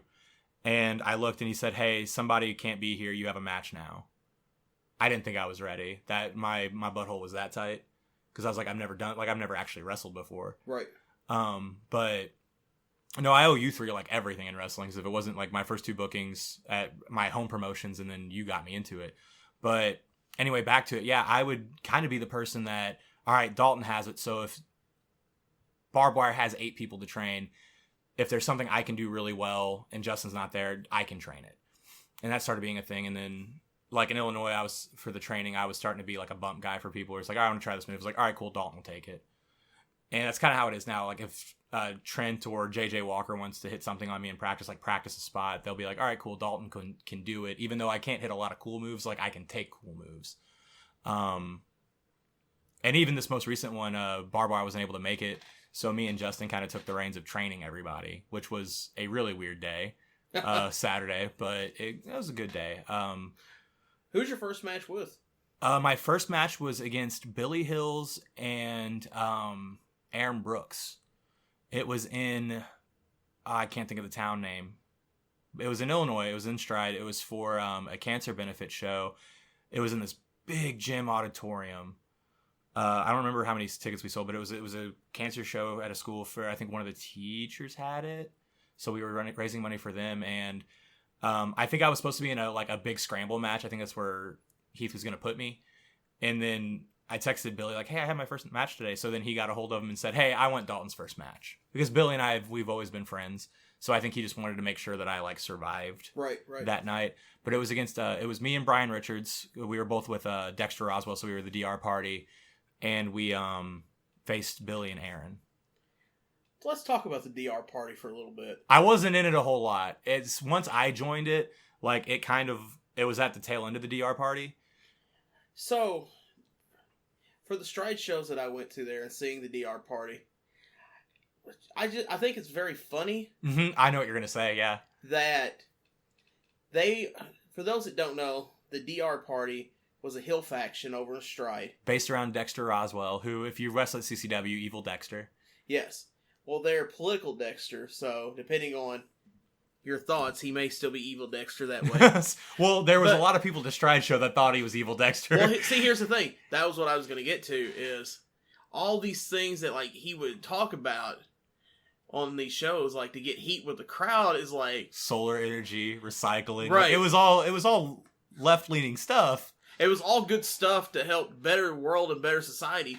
and he would get like booed out the building. And it's a testament. Dexter's one of my like Garrett his name's Garrett, but like he's like one of my best friends. He trained me those stride trainings. He trained me a lot. And he was like my first tag partner. And he has an amazing ability. Sweetest guy in the world, amazing ability to piss people off. I've never seen him work face ever, and I've seen him wrestle for 3-4 years now.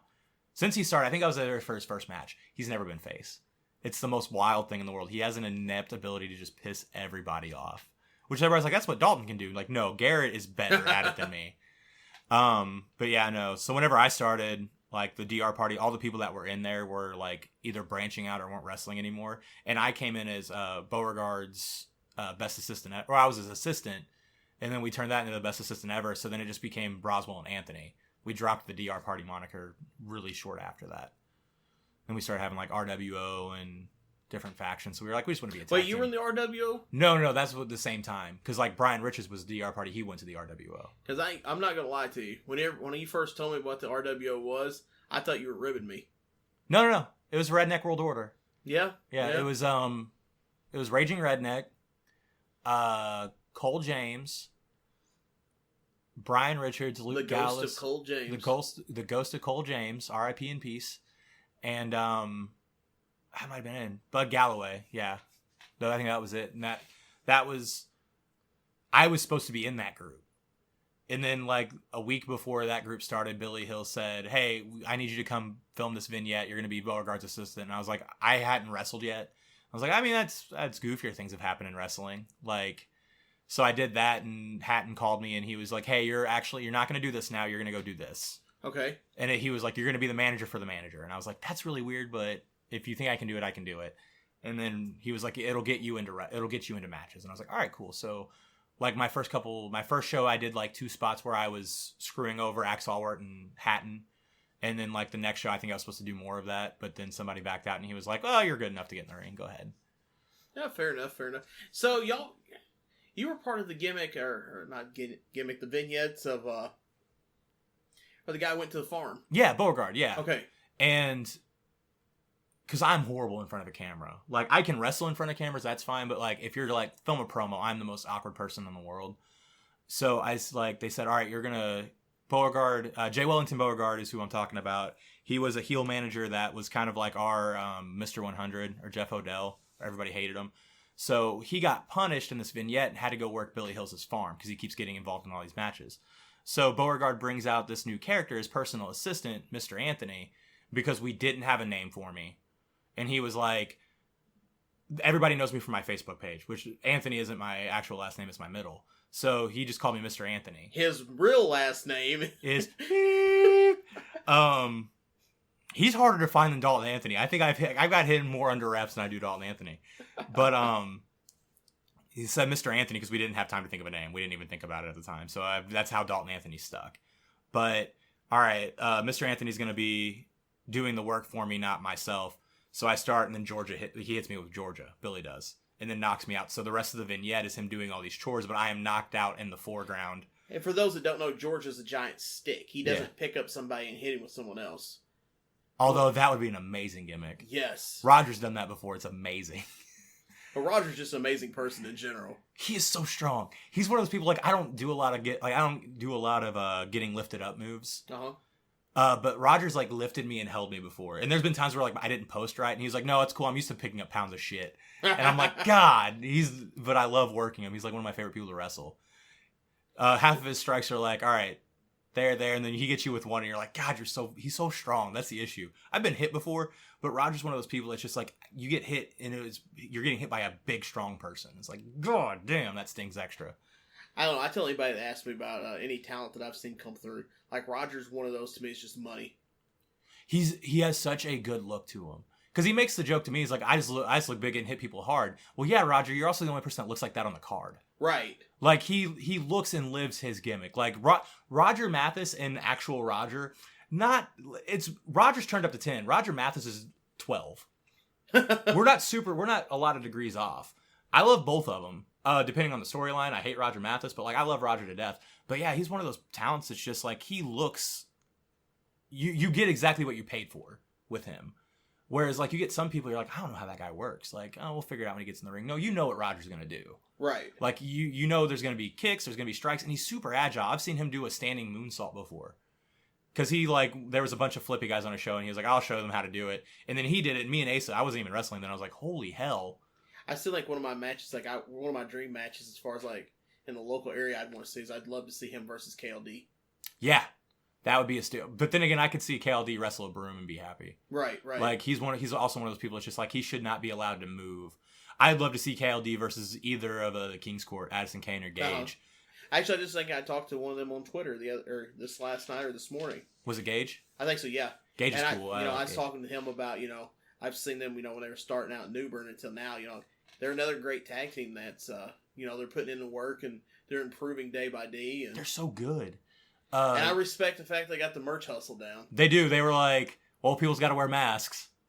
King's Court masks. Right. It's just like, damn, you guys are on it every day.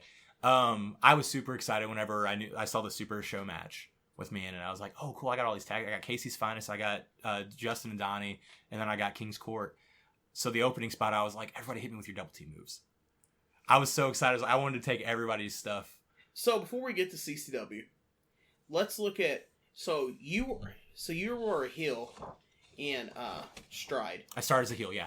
And you stayed heel for a long time, correct? I stayed heel from August 2018 until about June 2019. And then you became face, and you've been face since. I've been face since, yeah. So I was heel with Dexter. They turned me against Dexter. I bookmark it with the injury where I got messed up, where I lost a tooth. That happened, and then I was already face then, and then since then it was like, all right, cool, we're gonna just kind of plug Dalton where we need him. And then, so are you the next Toothless Aggression? No, I got it fixed. It was so he broke a fake tooth because like he was like, oh, I knocked him out his tooth. I was like, no, you broke a falsie. I just set you up with a great joke, and you just no, because I didn't. Because my girlfriend will hear this, and she'd be like, he better fucking not be, because we all know how that ended, right? But and that, my friends, is how you get heat. Yeah. Dark Side of the Ring covered it. We're good. But them Canadians. No, it's just that one.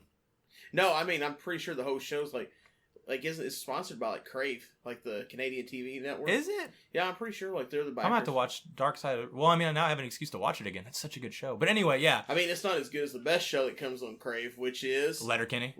Hell yeah. God, such a good show. Squirrely Dan. So yeah, no, they turned me, and then I kind of got... I wasn't floating around, but it was one of those where it's like, all right, cool. We have a big show coming up. We need something for Dalton. Let's put him against this guy from AEPW, which that was a fun match too. But there was a tag team. There was a falling out, I guess. I still don't really know what happened, but there was a falling out. And then we needed a tag team partner for Jay Spade. And I was doing nothing. And I was like, I can do it. I can work with Jay. And then we became the wrestling buddies. So we actually are the tag champs. As of today recording, we're still the tag champions. Thanks, Corona. We might end up being the Stride's longest reigning tag team champs. I'll take it. So, the wrestling buddies. Like, when you say that, I think of like the little pillows. Yeah, so that was my idea. Is it because you're both soft? No, it's because we were facing Chris Hargis and Roger Mathis. Yeah. And we couldn't think of a tag team name because like we couldn't use the name that he was using with his old partner.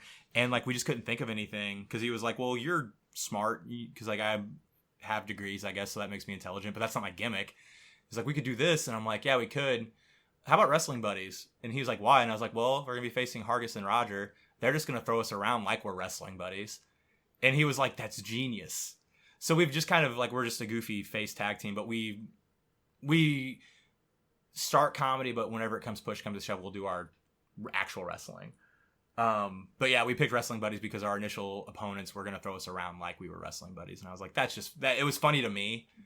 So any person I tell us like, oh, like the Dolls, like, yeah, that's how we were treated that first tag team feud we had. But you still got the W. Hell yeah. As in the words of good old brother Mance Warner, you hit the pay window. Every time. But yeah, that team's a lot of fun. But I was working heel, and then Jason brought me in as a like super underdog face. So I got a really good education that first 8 months. So that's what I was gonna say. Like, you're one of the guys that like you're doing this at the same time. Then you were in CCW, which at the time, like you're doing this, it was like the complete opposite. So let's talk about your CCW time. So y'all came in, y'all were kind of like, I don't know how to put it. Like, y'all were coming in. Are you talking about the trainees or the show, the like podcast? Like that. No, like the actual, like, as far as like in the story and stuff like that. Okay, yeah. Yeah, like, so y'all came in at what? The show at the Sportsplex at Shawnee. Yeah, so Austin slapped me the show before. Okay, so the slap happened there, and then Shannon Young, Mr. 100, started to, was trying to push you out of not doing it, and you decided you wanted to do the match. Yeah, we told the story of I'm facing Austin Lane, which, shout out to Austin if he's listening. He was bullying all of the production people, like, on the show the whole time before, and then it culminated whenever he lost the belt in the triple threat ladder match with Sin and Marco. He said, "All right, I'm going to come to you and I'm going to slap you at the end of the show." I was a fan, so that happened, and then it went into like a month of promos for me of Shannon being like, "No, don't, like, you're gonna get hurt." Jason even, like, everybody got involved on this. We went way more behind the scenes than I thought we were. So I remember there were some fans upset. Like, some of them did not feel safe to go to the show, and because nobody really, which was funny, it was people that didn't know me on Facebook because I posted my first match. People were talking about my training, like, so people that knew me knew that I was a worker. I was green. I was brand new to it, but I was a worker. Right. But a lot of people didn't think I was an actual, like, I knew what I was doing. I even had family members that are friends with me on Facebook call me. Like, my aunt was like, "Dalton, don't do it. Like, you're going to get hurt. Like, I know that you're really into this, but you're actually going to get hurt." And I was like, I do this anyway. Like, I'm in Illinois doing this. So me and Austin had a really good match. That's probably one of the cooler moments of my life was that match because my mom was there. That was my first time my mom watched me wrestle. And wow, that was the thing that you showed her as your first thing watching wrestling live. Because I remember how that match went. And she probably like, "Oh, that's my baby. Getting all beat up." Yeah, well, I didn't take her to the street fight. I knew better. But, yeah, that was actually kind of a funny story with my mom. But, yeah, no, we do this match. Shannon turns on me at the end of it, and that starts House 100. So it's really cool to know that, like, one of the biggest heel, like, is the Pinnacle and House 100 are the two big heel factions. That faction pretty much started against me. It was just really cool. That's where the story began with that. The one rule to that, my mom being there, was I told Lane Austin was my referee. I said, "Hey, after the match, just go up to Mom and tell her I'm okay."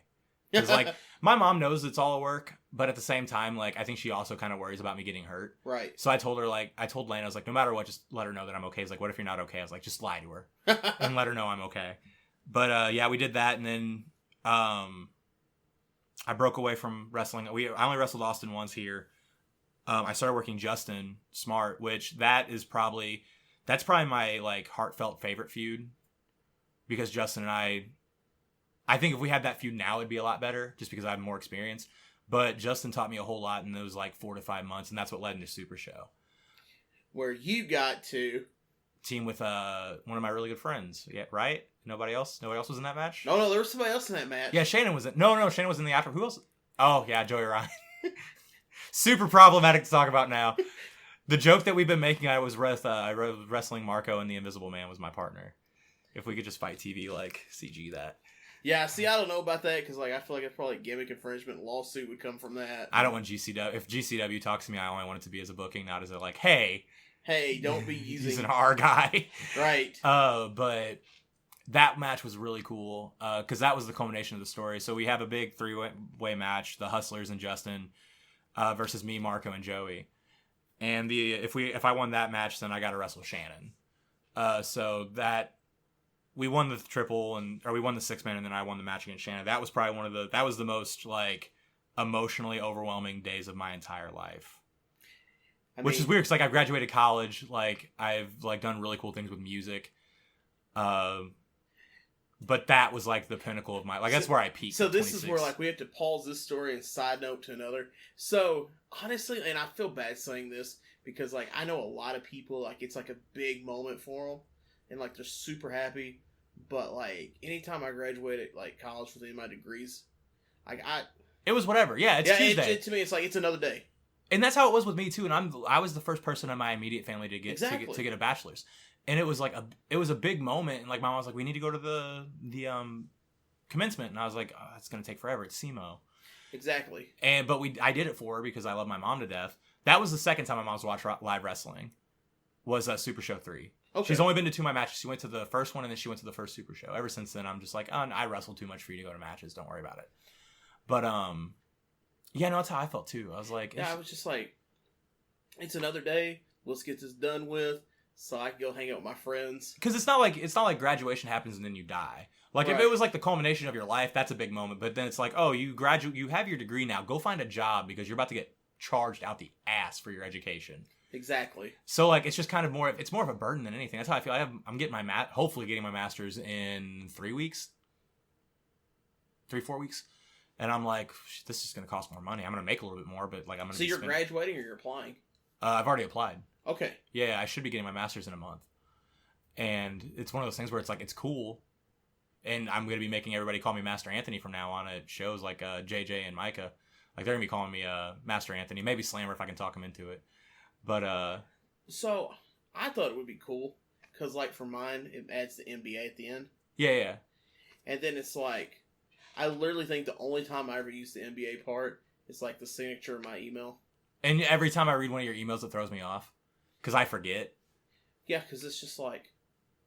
NBA. And it's like... So, which it comes... It's really awkward because, like...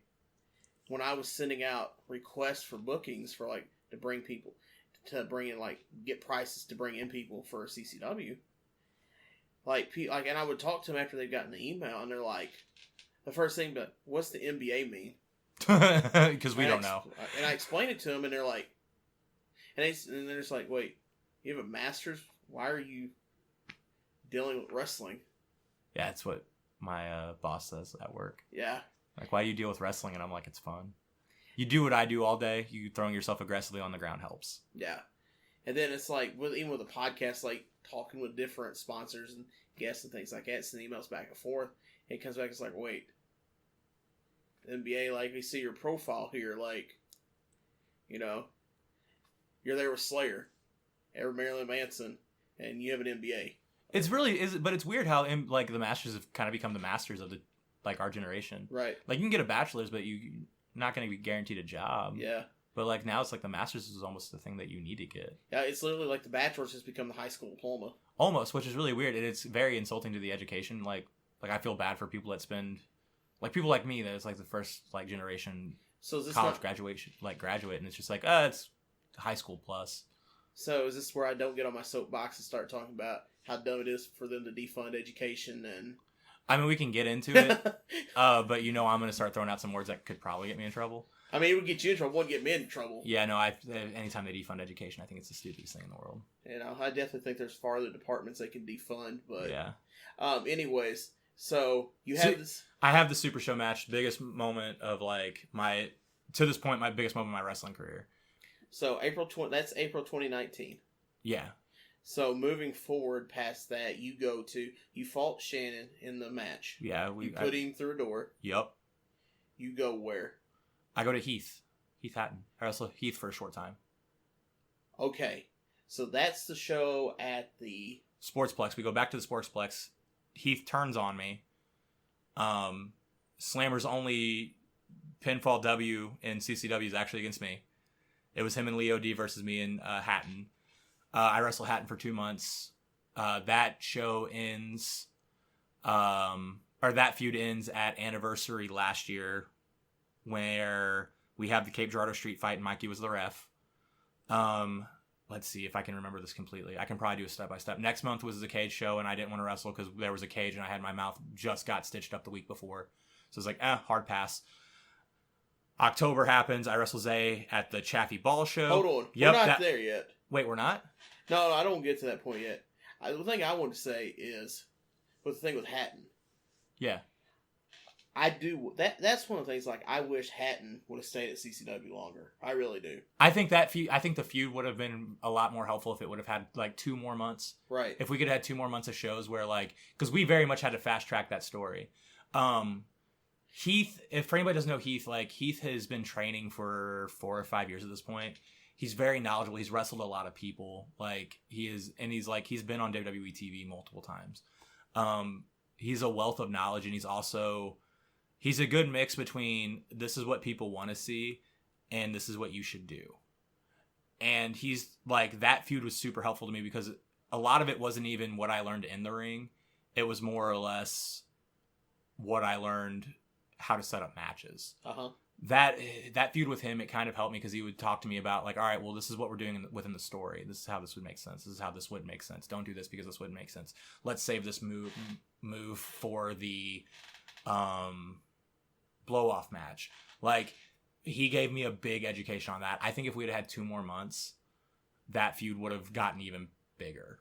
Like, I think that would have been a bigger, like, it felt like it was more of a footnote than a major feud, which I wish it would have been. And even, I mean, after your feud was over, like, there were so many people in CCW, like, I think he would have had great matches. Him versus Barbed Wire. Yeah. To me, it would be him and Hollis. That also would be an amazing, like, Hollis did a Stride show one time. Okay. Isn't that where he threw you in a trunk? Yeah, because we were doing the Taboo Tuesday type show for CCW, and I was one of the people to face Hollis, and I was being very vocal about it on Facebook, and he was like an hour north. He was in Chester. He was wrestling in Chester in the afternoon. He knew I was in Marion that night, so he said, hey, can I come down? So I talked to Hatton. Hatton was awesome. Got him a match, and then against me in a 4-way, so we were actually able to kind of tell more of a story of like, he actually went to my home promotion and messed with me. Right. And then threw me into my trunk, which cut my head open here and tore my shoulder. Like, I think I still have a mark on it from it because I was stupid and put my bag in the trunk before we threw me in. Yeah. And I was driving the Dart back then, so I had like maybe a foot of clearance to fit my fat ass through. And I hit like a bar. And it like scraped here and got me in the back of the shoulder. I was bleeding all over the place. It was sucked ass. So, this happens there, like I said, with Heath. And so then you got hurt. You're out of the cage show. That leaves September. Would you out September as well? No, September was the Taboo Tuesday show. It was the fans pick the stipulation. I call it Taboo Tuesday because that's what WWE called it. So, apparently I'm drawing a real blank here. That was the one where the fans... Those shows in Charleston. That was Charleston, yeah. Okay, because I was sitting here thinking, I was like, I don't remember this show. Yeah, so it was a who do you want wrestling Hollis? It was me, Ray Fury, or like Blake Christian or something like that. It was somebody like that. So, the story we were telling was Dalton won the vote, but Hollis put me out of commission by throwing my head into it and all that, which fortunately the blood happened and it was in Illinois and it was we taped it. Mm-hmm. Fortunately, all that happened. So it was a good story of like, no, Dalton's hurt. So he won the vote, but Ray Fury is going to wrestle him. And then I came in and made it a triple threat and we both pinned Hollis that night. So we both got the win. That was that show. So then you moved to October at the baseball field. I wrestled Zay. And then got a head injury. So, anybody that's asked me, I've been very vocal about this because I was not a fan, and I'm still not a fan of this idea. So, this gimmick happens, you hit your head. Yep, first person that picks me up is Slammer. And you think that you're a reincarnation of Randy Savage. Well, my head injury, see, I've thought about this a lot. My head injury made me think that he was Hogan and I was in a wrestling ring, so I'm obviously Savage. Which works because I'm a lifelong Randy Savage fan. Like, I found him in a tape whenever because again, I was born in 92, so Savage, like, I didn't watch WCW. I was a WWF kid, so I didn't see Savage until I was watching VHSs from Village Video in Perryville, and I was like 13. Mm-hmm. But I watched, like, one of his matches. I think I watched WrestleMania 3 VHS tape, and I fell in love with him. So, and, like, I mean, I've seen you pictures of my figure room. Like, I have a Macho Man area. Right. So, I thought I was Macho Manch, which is my shoot last name. So I guess we got there because we ended up using it for a while. I was Macho Manch. We did that for a couple months, and then we turned heel and joined House 100. So we did a couple matches as the Mega Brothers. I mean, we still are the Mega Brothers, but we were doing it where I was full, like, insane. So this happens October. November is y'all worth the Ashley McClure show. Yep, that was the one where Cheeseburger took my head, or Addison Kane took my head off with a chair. Okay. And then you're off December. You go to January to the Riot. Yep. And then during the Riot is when you turned. I kicked Jackson Crowley in the dick. You attacked Jackson Crowley, and then you went and you joined House 100. Yep. So now, February. Rhino. That's the Rhino show. Charleston.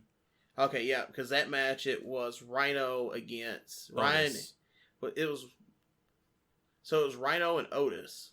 I was supposed to be in a a 6-man tag, which that's my career. There's a bunch of 6-man tags. I'm very happy with those. Those are fun. It was me, Hollis, and Slammer. So it was House 100 versus. It was supposed to be Cash Borden, Osby Tomlin, and Jackson Crowley.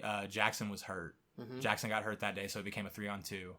And then that was the scariest moment of my life because we got done with the match. I was super happy because we were open. Anytime Jason puts me as open, I'm thrilled because I can enjoy the rest of the show. I start getting changed, which if you ever see me at a wrestling show, I wear the goofiest things because I just have goofy clothing. I'm changing, and then Shannon says, "Hey, Rhino needs to see you." To which I thought Rhino watched my match and he was pissed about something. So that's usually whenever I hear something like that, it's I'm about to get yelled at. So I didn't meet Rhino before the show. He got there like right when the show was I was already getting ready, so I didn't get to run into him. So that was my introduction to Rhino, was Rhino needs to talk to you. So I fist bump him, and it was me and Otis in the room, and he said, "Is that what you're wearing?" I'm wearing like jeans and a t-shirt. And I'm like, I was wearing sweatpants and a t-shirt, and I was like,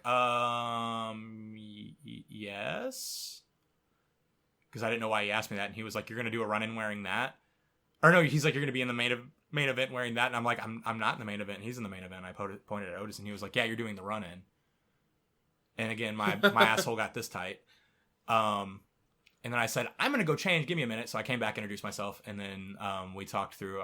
He wanted somebody to do a run-in, so he like called out the whole match and then told me what I was gonna do. But like the whole time, I was so freaked out.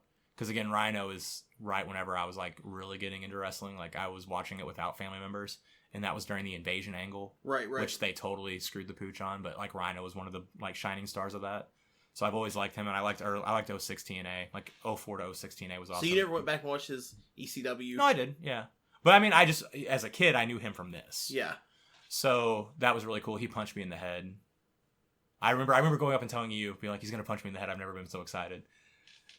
So what I remember about that show in particular was that that was when the King's Court came. Yeah, they started a riot that night. So a little behind the scenes, they did not have their Missouri wrestling license. That is the plague of every cool angle we run at CCW but somebody doesn't have a license. So the problem is with that, they can't have physical contact with the wrestler.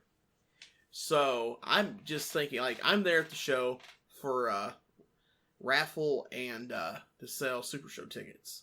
Yeah. And because the merger or the handoff already happened from who was like owner of the company. Right. So you were just there for Super Show, yeah. Yeah.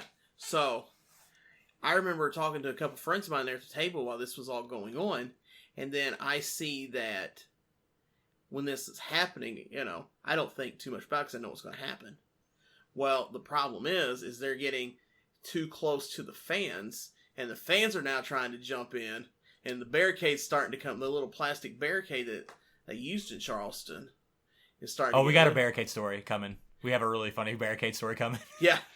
So, I told my buddy, so I'm just sitting there chatting with him, like, "Hey, I need y'all to watch this table. I'll be back."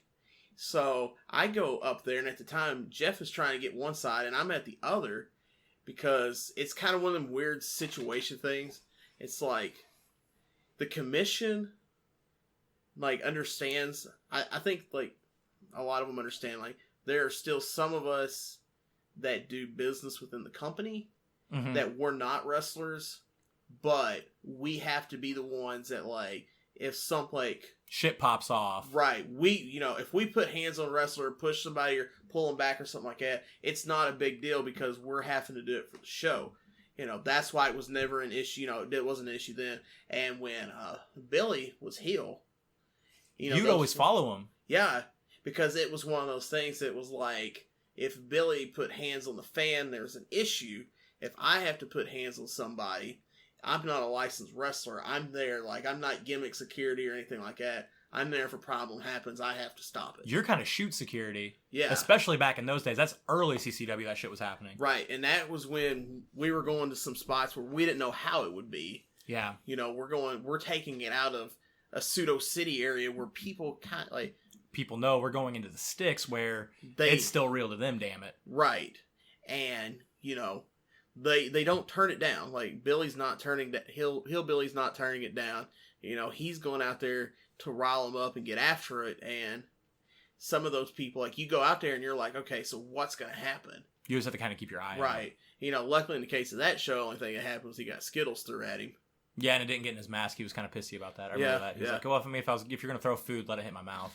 So, from there, we'll go back to February here. So this all happens. The world shuts down. Yep. CCW comes back in June. Me and Mega Brothers versus Dangerous and Delicious, which again, I get to work Justin again. So I'm happier than a pig in shit. So are y'all still doing the... No, I quit Macho Man in January. Okay. The headcanon of it is the chair shot knocked me back senseless, or knocked my sense back in me.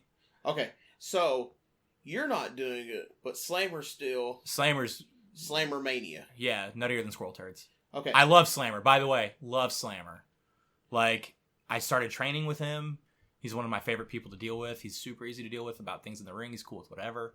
He gets to cup his ear and throw a leg drop. That's all he wants to do. Well, see, that's the thing with Slammer. Like, I wanted to do this thing with him going back and forth between the podcasts. Like, if you listen to Caleb's Four Sides, like, he even says something to him about, like, because when me and Caleb did it, like, I started to say these bad things about Slammer.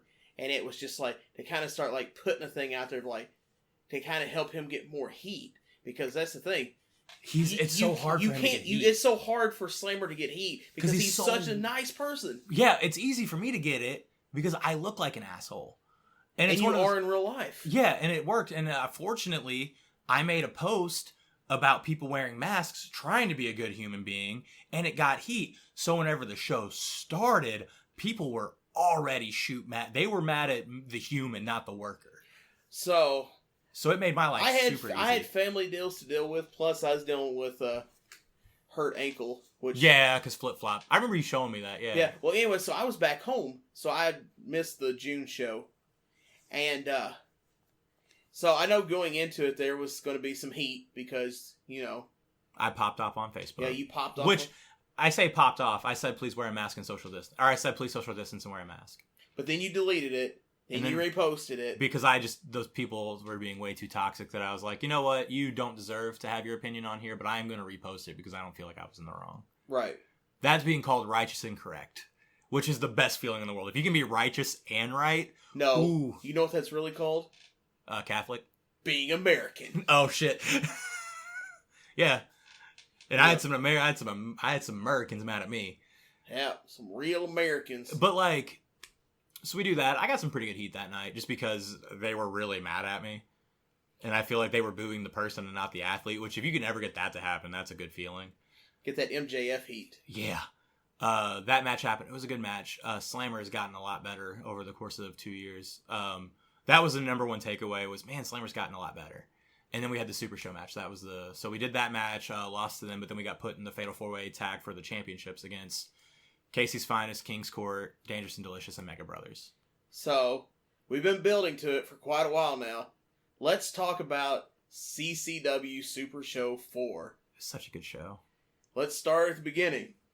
Oh, yeah, we got the poster. Yeah. So here's what... We were talking about pictures. And this is what I'm saying is I don't get to take pictures with people, but I like these posters because, like... Shout out to Caleb Carter for making the poster. This is such a good poster. Like, right. If you put this and Super Show 3 together... Like, it's like, yeah, no, there's not... The same person made it. They didn't. Brian Rhodes made the third ones, but they're like, it's different, but the same. I also do like that he got his gimmick over in the 4. Did you ever notice that? It's the same font as the Four Sides podcast. Well, you know where that 4 comes from, don't you? Yeah, it comes from Welcome Home by Coheed and Cambria. Right. Because it's that album. One of the worst bands I've ever seen live. Real? Oh, I'll make sure I don't share that. Share this podcast now. You might get some heat. Oh, no, I've told a lot of people that. I've never watched them live. I'm not a big Coheed fan. I like 3 songs. So I saw him in Memphis in May. Mm-hmm. And I went basically because Blackstone Cherry was playing. I'm a big Blackstone Cherry fan. Which I know for a lot of people find it odd that Southern Rock... Because they have fans, yeah. Right, yeah. People, more than 5 people know who they are. Yeah. But anyway, so they were playing with Coheed that day on the same stage at Memphis in May. Yeah, the 4 didn't realize to me that the 4 is the same as his podcast until just now. I think his podcast has some lines going on it, but I think it's the same font. Yeah, because, good for you, Caleb. That was smart. I like the CCW but also, one too. Look at the bottom. He pointed this out to me. It says "Welcome Home." Yeah. Yeah. No, it literally all connected. If you hadn't given me a poster, I'd have never noticed it. So yeah, I mean, looking at this, it's a great poster. There's a lot of top tier talent on this poster. And then me. I mean, we're talking. You can go ahead and talk about your heat that you have with this poster, though. Oh, that you got so Big Lee's first ever televised thing that he was promoted for. It was a Fight TV pay-per-view. Right. He was in the Open in a championship match. This motherfucker has more, is getting pushed harder than Ronda Rousey did whenever she started in WWE. Because, yeah, she started at Mania, but she wasn't involved in a title match. She was just in a tag match with Angle. Big Lee is handcuffed to Mr. 100 in the opening match for the CCW title between Cash and Otis. And then it ended up being Jackson, too. Barbed Wire's calling me right now. That's going to be an ignored moment. Right. Yeah, so, I mean, there's that. I don't know why they decided to use that one particular picture, but, you know. It's your podcast picture. Oh, yeah, that's right. It's Big Lee's World. Yeah, that's right. They did use that. So, Del Chitty. You know Del Chitty? Yeah. Oh, yeah. I wrestled in Arkansas one time and met Dale Chitty. He was the opening. I was the second match. We were going to have the intermission at the third. After the third. We had to do it after the first because he bladed so hard because it was the day after the commission ended. Oh, nice. Yeah. So, Dale is actually the one that made the Big Lee's World logo. He did a good job. I like it. Thanks. And shout out to Dale. Yeah, shout out to Deadly Dale if you're listening to this. You know, he has hit him up on Facebook. I know he still does some designs on the regular, so. But anyways, yeah, so I got a nice little picture on the flyer. Didn't know it. Pictures on Fight TV. Big Lee is actually on the Fight TV listing. Which, the only people that didn't actually really celebrate that Big Lee was there was that commentary team. Who literally said on commentary, they do not know why he is handcuffed. In fairness, I think Jason, Wells, did an amazing job booking a show with 2 weeks notice and a bunch of people that couldn't be there. Right. This is Super Show 4 is the living definition of making chicken salad out of chicken shit. And it ended up being a really entertaining show to watch. I'm really pissed. So, if you're listening and you don't know what this poster looks like, go to CCW and find it. All of the talent that's on here is pretty much at the show, minus Blake Christian and Barbed Wire's on here somewhere, I think. Did he make the cut of the poster? I think the poster got. Oh yeah, he's right there in the corner. Oh yeah, he's in the opposite corner of me. Okay, so those everybody else that's on this poster is on the show. So we have a pretty big show, and there's 3 AEW people. We have 2 GCW standouts, people that have wrestled in Evolve, and then you have people like Cash Borden, who if you ask me, is one of the most underrated talents in this area. I've wrestled Cash a handful of times, and every time I'm like, this dude is so good. King's Court, there's so many great talents on this, and it's just funny that the stars the limit for how much talent is on this show. Yeah. You have your local guys that are really good. You have JJ Walker, you have me and Slammer, but then, Marco Stunt, Priscilla Kelly, Darby. Darby's not on this poster, but he was there. Right. I mean, yeah. Melanie Cruz, Yeah, there was some questionable, whether or not they would actually be there and what affiliation they would have with the Super Show. So, when it came down to it, it was when they were putting the people on the poster, it was just kind of neither Cape Comic Con nor the Super Show wanted to really be they're definitely going to be at the show or anything like that, yeah. So, the least of that you can get away from. If you can avoid it ahead of time, then, you just want to kind of cut your losses and something like that. And with that being said, I look at this poster, yeah, I anybody that asks, and I think I said something about this last podcast, was whenever I got the call to do this, I thought it was a rib. And you told me you thought it was a rib, too. You even told me that you thought it was a rib. Yeah, I even told you, because I was waiting for you to say, yeah, it's a rib. Or you to be like, oh no, it's not a rib, they're serious, this actually happened. I didn't know. Because I didn't know if there was an announcement made at the June show. So, I see the match card gets put out and I'm on it, so I'm just like, oh, okay. And then I see this poster and it kind of takes me back. Because I look at it, I'm pretty solid friends with Cash and with Josh. So to be on a poster with them two is it's a complete honor and a privilege. Yeah. I'm on the poster anybody that knows, huge gang affiliated MDK, huge Nick Gage fan. Yeah. So you're looking at I'm on a poster with Nick Gage. And your buddy, like, and just the amount of people that you were just friendly with. Like, you know, all of your friends with are... KLD, like, you know, it's an honor to be on a poster with KLD. Something that, you know, me and you talked about privately was, you know, we're on a poster with Mike Outlaw. Another guy, very underrated. Finally glad that he's here. Yeah, and I hope we keep using him because, like, he's super nice, super polite, like, and I've never actually watched him wrestle. Really? Until... Well, I was going to watch him wrestle in the main event, and then... crazy people stuff happened. Oh, yeah, I was sitting here thinking, I was like, wait, what happened? Yeah, the barricades. So the barricades at Cape, well, if you go back, if you spend $12.99 on Fight TV, you can talk about, you can see exactly what we're talking about. Or if you go to the Big Lee's World Facebook page at Big Lee's World, you can grab a code offer for $10 off your first Fight TV order. So it's $2.99 at that point. It's $3 for 3 hours of, that's $1 an hour. That's a hell of a deal. But the barricades aren't super strong. I wrestled shows with like actual iron or steel barricades. Those are fun. You can hit those. But, like, we have, like, the plastic ones. So, before you get too far into this, I want to point out something. Oh, yeah, go ahead. Well, besides the fact that also the other thing with the poster was my favorite female wrestler, Priscilla Kelly's on here. So, that really helped. She was super nice. Oh, super nice. Because I took the temperature of everybody, and, like, all the AEW people and her, I was, like, super nervous about asking. And Nick Gage. That was... Well, I'm sure those would be the 4 people, like, would totally get it. They're just like... Yeah, that makes sense. Yeah, thank you. Yeah, they even said that too. They were like, "Oh yeah, nice to meet you." And I was like, "Oh, can I take your temperature?" They're like, "Oh yeah, no, thanks." And I was like, "Oh." Because I remember when you came up and asked me, I was thinking, I was like, "What are you gonna do if I?" Yeah, no, because it was even that thing like, "What if somebody's over?" Fortunately, nobody was over temperature. Right. Well, my thing is like when you asked me, it wasn't like, "Oh my God, don't be stupid, don't bother me with something stupid like that." It's like, if you're gonna take my temperature, it's like 1,000 degrees outside. I've been in the hot front building of Comic-Con. I had to make 3 people wait. Yeah, let me cool down a little bit. Let me at least get the sweat off my face. I had to ask 3 people. They weren't. I don't think they were. None of them were workers. All the workers came in under for some reason. Like they were like right where they needed to be. Right. But like there was like 3 or 4 people that came with people that were like in the 100. Oh wow. And I was like, but it also whenever I read the thermometer gimmick, whenever I was reading the instructions, it said, don't take the temperature of people that just came from outside. Which is what I was supposed to do. So I was like, if somebody comes over, then I'm going to ask them to hang out for like 5 minutes by themselves. Like, don't be around people. And then I'll come back. And if the temperature drops at all, I know they're good. And that's what happened literally every time. So, we're talking about this here.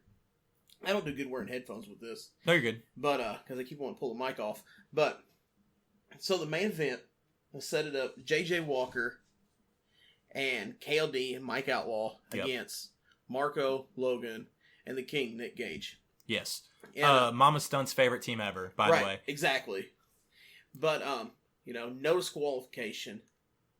And I think the frustration with this now, if you don't want to have this conversation, I understand because it may get some heat, get a little heat involved here. I don't think I'm gonna... So... I'll say pineapple if I think it's getting too bad. Yeah, I probably won't be paying attention because I ramble. That's fine. Okay, but anyway, so like...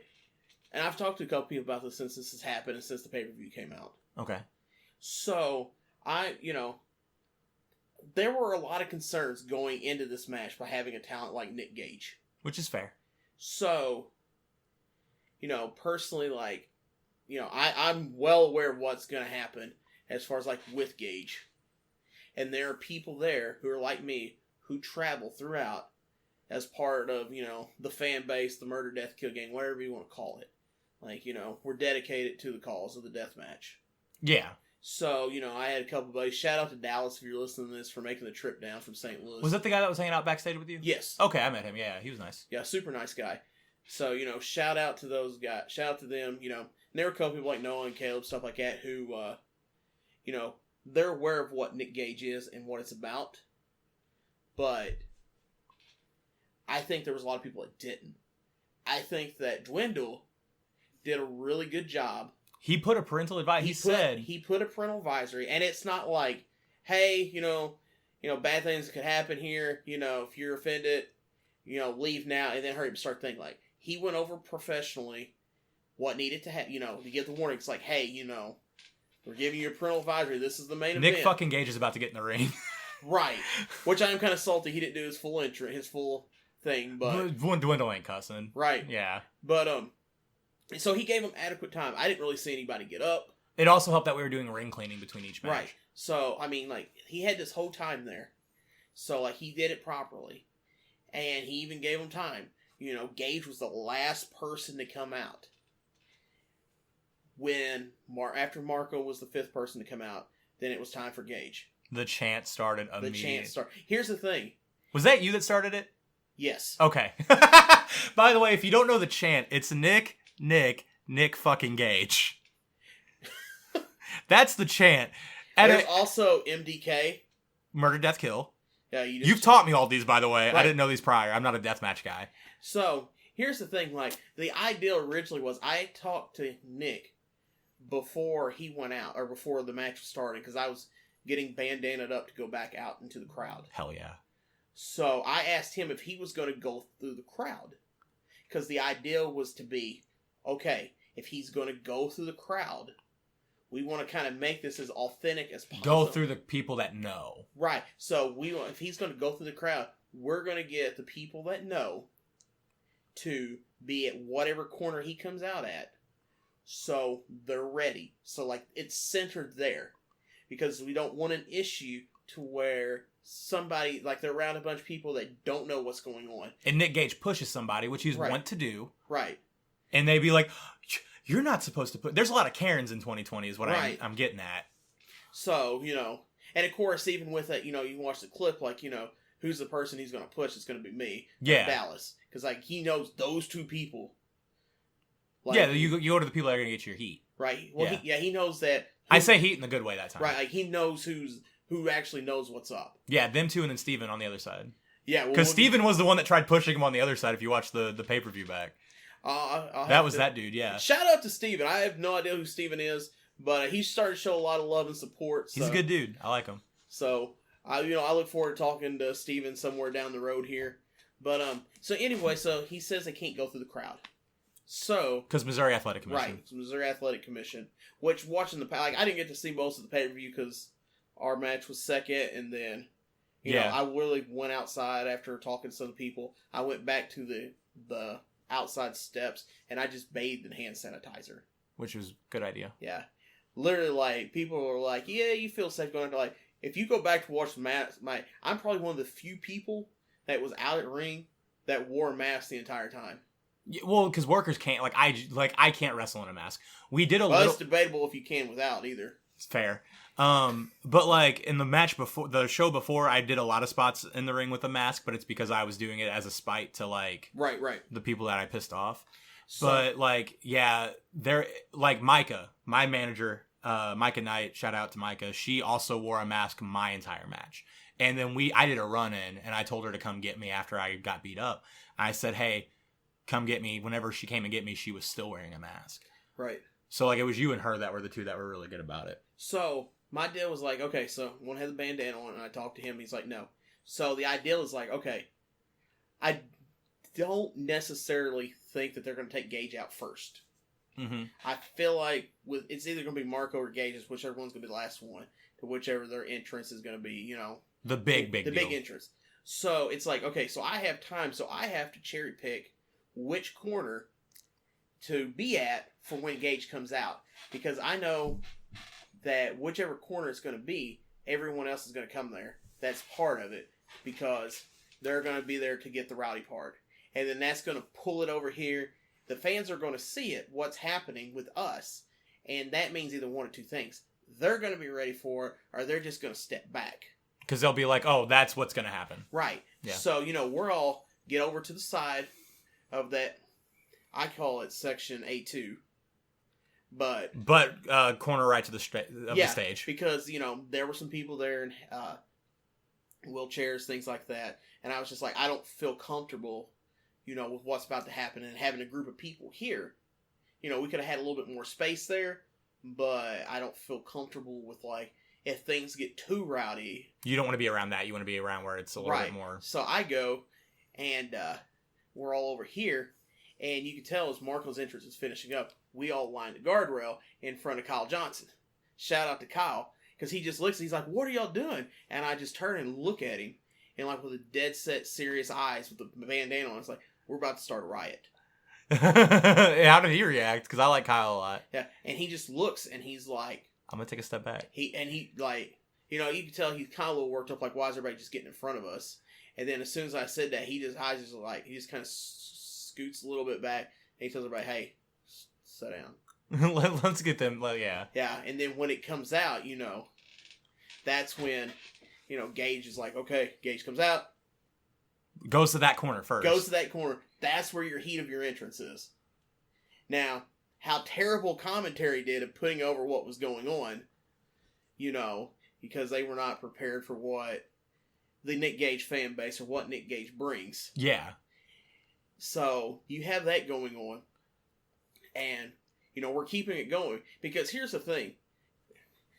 This comes from more of like, for those that don't know by now, like my undergrad studies is marketing. Mm-hmm.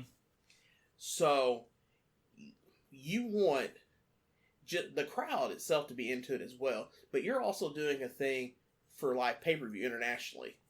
So, you got to then think of it like, okay, all these people that seeing CCW now for the first time because they're like, oh, hey, Fight TV's pushing it over because it's got a couple of AEW stars on it. Nick Gage is on it, Marco. All these people are on it that they're used to having on shows draw. They're like, okay, we're putting them over. And they see that, one of their top stars, Nick Gage, is coming out. And the crowd knows nothing. The commentary's not putting it over the way it should. Yeah, it's a branding thing at that issue, yeah. Then that becomes an issue because then it's like, well, the next CCW show is like, we really don't care about this because their fans don't care, their commentary don't care. You're putting Budweiser in a Sprite can. Exactly. Yeah. And, that's kind of like, it's a bad image for the company. So you were there to, I get what you were doing. Like, you're explaining to them, but I know what you're doing. You're making it to where, like, all right, cool, Nick Gage is getting his shit in. Not ring-wise, but in his entrance, because that's right. When you get Nick Gage, you're buying a package. You're not buying a worker. Right. I mean, he can work, but, like, you're buying the Nick Gage experience. Exactly. Like, it's the same thing with, like, if you pay for an 80s star, you're not paying for a work rate. You're paying for Bushwhacker Luke to go out and do his arms and lick somebody's forehead. Right, and sign autographs, take pictures. You're doing the opposite when you sign Nick Gage. You're looking for, you're packaging violence. And then and it's one of those things, it's like it's an uphill battle because then you get the smart marks that get out there who don't let things go. They get out there and they say, oh, well, the commission's not going to let him get out there and bleed and do all this normal stuff, so brr, brr, brr. So, it's just kind of like... We were putting Diet Coke in a Coke can. Right. So, it's like, it's one of those things, it's like, okay, so you're putting this negativity on it, but here's what you got to realize. There is a large group of people that, that may come to the show that may want to see Nick Gage, that they've seen him on TV, but they're not going to travel to Chicago or Nashville or New Jersey to see Nick Gage. But they're like, oh my God, I get to see Nick Gage in Cape Girardeau. He's 2 hours south from St. Louis. Let's go. Right. Yeah. And, it's something like someone may not get that chance to see. So, you're still getting to see the man Nick Gage, that person that you see on TV. So then it's just like, you want to try to make that as possible, or as enjoyable as possible. So you give the experience without giving the super violence in the ring, because you can't do that in Missouri, because we can't, spoiler alert if you haven't listened to one of these shows and you haven't talked about it a whole lot, like, can't bleed, can't do this, can't do that. So a lot of people that come in that are more hardcore wrestlers, we're kind of, because like I've done multiple hardcore matches in Cape. We have to really handcuff what hardcore means. Now, me and Justin had really pushed that line with like the glass and all that. I think the 2 times it's been pushed with CCW was that and Abyss with the thumbtacks. Yeah, those were the 2 times where they say we have a line. Those were the 2 times where we tried to make that line move just a little bit. Unfortunately, we never got called out on it. Right. We just kind of got the... there was a 3rd time with Scott Steiner, but that wasn't hardcore. Yeah, that was something completely different. He was just pushing somebody that didn't have a bump license. But, so... We got Nick Gage, which, lovely human being. Nick, here's the thing. Anybody that, like... If you ever get a chance to meet Nick Gage, he's one of the nicest people in the world. Yeah. If you're not looking down the ring at him at match time, he's one of the nicest people in the world. Now, if you're out there... and you're looking across the ring from him, or he's... he'd be intimidating as hell if I had to stare at him in the ring. God, I put him as the same category as this guy. His name's Nurgle. He is the singer of this Polish, like, death metal band called Behemoth. Okay. He's big into Satanism. Like, he... whether your beliefs on it or not, like, he had, like, cancer, and he tells people, like, Satan cured him, and he's, like, cancer-free. Hell yeah. So, like, and that's the thing, like, you see him, it's like, it's this experience. One of the nicest dudes you'll ever meet. Don't get me wrong. But, like... The performer and the human are different. When he's in mode getting ready to go on stage and during stage, he is this demonic, evil human being. Yeah, like it's a switch. It's the weirdest thing. It's a switch. And that's kind of where the both I put Nick Gage. Same I put with Schlack. You know, two guys that... Super nice guys outside of the ring. You do not want to look those guys across the ring. Yeah. Nick Gage, we had a run-in right before that. And Nick Gage was in the back. He's like, all right, I'm fucking ready. Let's do this. And I look at him like, hey, there's going to be, like, we're about to do a run and it'll be like 5 more minutes. He's like, no, I'm just always fucking ready. And I'm like, cool. Like, because, like, after my match, he came up to me and was like, how'd your match go, man? And I was like, I'm always kind of hard on myself post-match. I was like, it was pay-per-view worthy. Like, it wasn't the best. There's a lot of shit I could work on. He's like, fuck yeah, bro. That's what it's all about. And it was one of those where, like, he didn't even tell me, like, because he didn't watch it. So, like, he didn't give me any, like, critiques or anything like that. But it was one of those, like, he just gave me just enough encouragement to where I was like, he made me feel good about it. Like, cool. So, I will say this. You know who else was extremely nice? He was really the only Godfather was amazing. Sammy Guevara was really cool. I didn't get to hang out with him a whole lot. So, I got to talk to him quite a bit outside. I'd be honest with you, like I said, like, AEW is not really my forte. There's a lot of times where I say names like Roman Reigns and you're like, who's he? Right. Like, so AEW's not, you know, I got into AEW for one person, and that was... Marco. Priscilla Kelly. Darby Allin. Jimmy Havoc. Jesus. Wow, you've known me for this long, you should know the answer is Jimmy Havoc. Yeah, I forget that he's on that roster. So, that's what kind of got me into it, was his stuff. So, like, I had not really seen too much of Sammy's stuff, besides, you know, the couple weeks leading up before everything went south. And, you know, I seen him doing the sing-along stuff like that. So I wasn't too familiar with the guy. But getting to talk with him, like, he was a super cool guy. Very down to earth, so...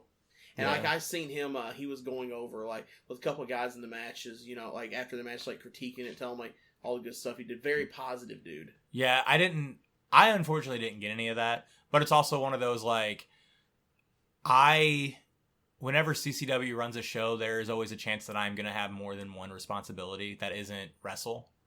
Yeah. And Super Show that happened in spades, where, like, I was taking tickets, I was running temperatures, I was making sure the ring cleaning crew, which, by the way, again, shout out to Mike Outlaw, his trainee showed up and saved the show, in my opinion. Right. They did way better than the CCW trainees did. I'm not even going to entertain that because you were absolutely correct. Sadie, so my girlfriend, like, we made that ring cleaning kit, and I was doing commentary that show because our normal guy wasn't there. This was June. So I was watching the ring cleaning thing, and I was like, I told him exactly how I wanted him to do it, and then it got done wrong like 8 times in a row, and it wasted a lot of our things. Right. So, like, I was kind of annoyed because that was out of my pocket, and then... Like, I explained it one time to the St. Louis guys, and I just kind of said, like, you know what? Because I didn't think we were running anymore this year. I thought, like, we were going to do Super Show and not worry about it. Now I kind of have to worry about it again. But I told him, I was like, just make sure you kind of do it okay enough. And then I watched him do it, like, in between one of the matches, and it was perfect. And I was like, well, these people are awesome. So I was like, let's keep booking Mike Outlaw, because he brought a lot of positivity to, like, that just with his students. He was super cool, too. And I got to watch the pay-per-view back. So I wasn't able to watch Mike Outlaw wrestle live. And here's why. So it's Nick Gage in the stunts. Oh, yeah, I forgot. This was like the whole point that we were going to make about this. Yeah. So it was Nick Gage in the stunts versus JJ, who's one of the CCW trainees. He wasn't one of the ring crew people. He works matches. He's green, but he's pretty good. I think if he gets some more training in him, he would actually... I think he'll be your next standout. I think he will. If we can get more training into him, I think he'd be our next standout. For sure. Like, I think in a year's time, if he puts the proper work in, he's going to be like 80 times better than me. Like, now and a year from now, he will be better than me. Still. But, and then Mike Outlaw and KLD, which those two are standouts in St. Louis. I've seen KLD wrestle a lot, and every time I'm like, God, this guy's awesome. Criminally talented. Oh, that may get you some heat. He's incredibly talented. Like, it should be illegal how good he is. Like, as big as he is, that wheel kick he does, like, it's X-Pac pretty. Right. I tell anybody that gets a chance, honestly, and I mean, he knows it, and just so you won't talk, I'll let him listen, like, I'll put... KLD doesn't know who I am, by the way. Like, he's seen me before, but he has no fucking clue who I am. Like, I put KLD over anytime I can. Like, the fact, it amazes me that guy's not under contract somewhere. Wasn't he with NLW, Todd Letterman? Yeah. Well, let me rephrase that. I hate, like, I liked what that company tried doing, but changing everybody's name was kind of goofy. I mean, I don't blame them for, a guaranteed contract by any means. But yeah, like, they literally did, like, one of the worst things. Like, if you're somebody who builds a gimmick, and, you build a following behind that gimmick, and you kill it, and change it to something else. You have to figure out, how to rework it. Right. It's kind of like when WCW did that with Goldust and turned him into, like, was it 7? And then he just shit on it. Yeah. But, all right, so anyway, KLD's amazing. So, shout out to KLD. Yeah.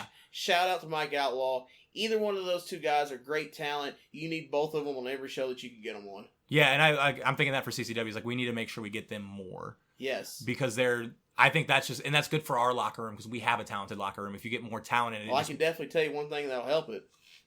Get rid of me? No. But I don't think you want me to say it on here. Fair enough. Cool. So or would you say pineapple? Pineapples. I don't know what the spot. I just know what the result was. I don't know if Nick Gage ran into KLD or KLD ran into Nick Gage, or one of them ran at the other and the other one sidestepped him. But the guardrail goes fucking down the far corner of all the gimmick tables where I'm at. Because I just got concussed, but I really wanted to watch this match because JJ is somebody that I'm not his trainer, but I have kind of mentored him. Right. So I wanted to, I was just kind of watching in fear, but I thought he was going to do good. So I'm watching, and then the match breaks down super early because it's a Nick Gage match, so we're going to get as close to Nick Gage as we can get. The far corner guardrail goes down. And this is like the first 4 minutes of the match. So I don't even think anything of it. I shouldn't even really be out. I go to the trainees that just cleaned the ring because they were watching. And I was like, we got to fucking go now. I start running, they start running, and we go fixing the rail. We couldn't fix the rail. I couldn't figure out why the rail wouldn't stand up. So I was just going to sit crisscross and just hold the fucking thing until the show was over. Because it was the last match. It was going to be 10 minutes, not a big deal. And then, like an angel above me, I hear a familiar voice of Big Lee Montgomery going, hey, move the cords underneath so the starters stand up. Because the Fight TV, the cords we were using to run the show got under the guardrail somehow whenever everything went wrong, and it was setting everything off balance. I was just my adrenaline was going to get this fixed that I wasn't thinking properly. Because I set it up and it fell back down. So I was like, you know what, guys, we're just going to sit crisscross right here and enjoy the show. And then you came and fixed it all. But yeah, and so from then, my adrenaline was just, I couldn't watch the match anymore. I watched it back on pay-per-view though. So two things to take away from that. One, I remember saying something to KLD in the back. I was like, dude, what happened? So you see a certain group is right over here in this corner. And he knows that the certain group is in the company. Right. So if you're going to throw somebody in the broken guardrail, throw it on that side. Yeah. Because we're there. So, and then the second thing is I guess it's 3 things. Or maybe 2.5, depending on how you want to look at it. So, I see the guardrail go down. And then y'all did quick turnaround to get out there. Y'all did. Yeah, we ran mother effers.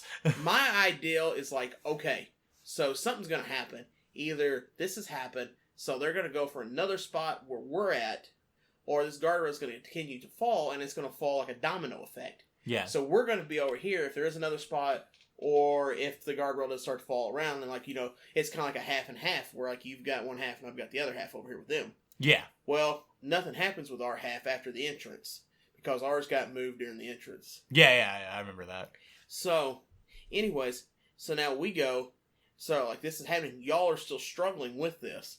So I'm like, okay, I'm going to go over and see what's going on, because either they're going to need help pulling the jump cables around, or hook cables, whatever you call them, around to help pull it even tighter, get another set of hands over there. So that's my ideal. And then when I walk over there, I'm just wait a minute. This thing's just sitting on top of these cables.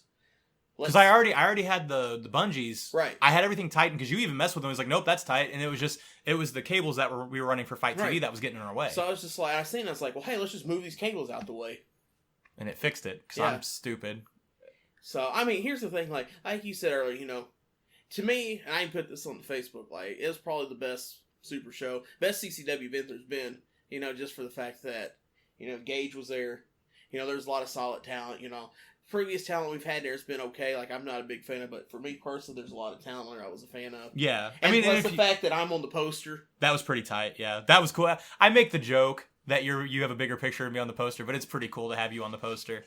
Like I said, it was nothing I expected or demanded or anything like that. I just, like I said, I just thought it was kind of cool in there. It was the perfect event of, and this is a testament to Jason, bringing in the talent that he has, bringing in talent that we've never seen before, and bringing back talent that we haven't seen in a while. Right. It was a good mix for people that used to go to CCW. That's just like, oh, Damone and Blaster are going to be there. That's cool.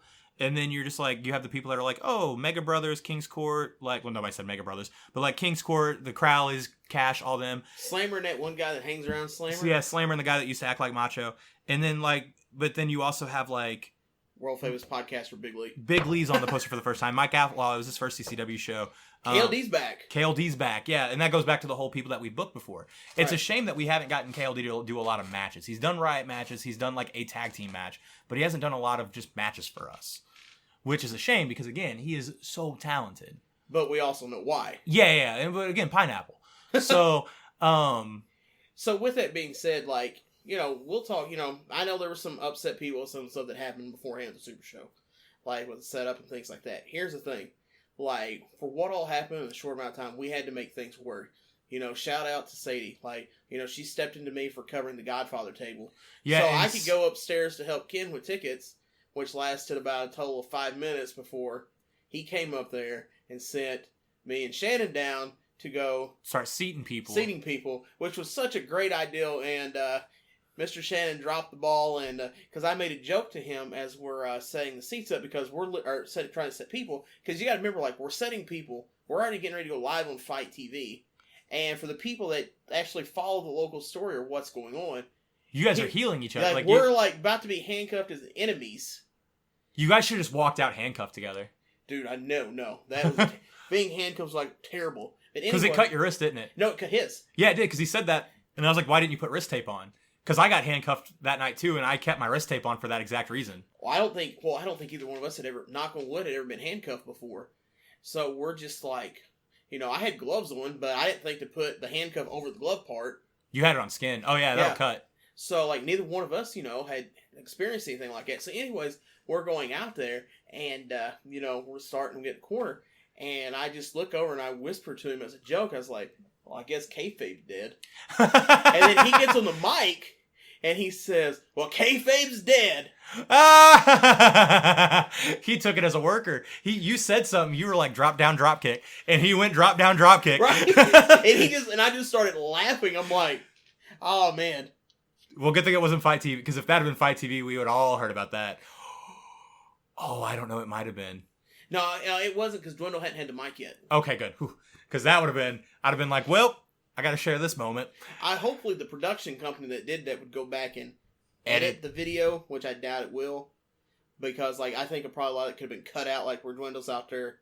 Like, yeah. So I will say the good thing that happened, though, is we were putting over the fact that we were cleaning the ring between every match. Okay, good. Because that was being said, like, Sarah and the other guy, who I apologize, but I don't know the name. I just didn't catch it whenever he showed up.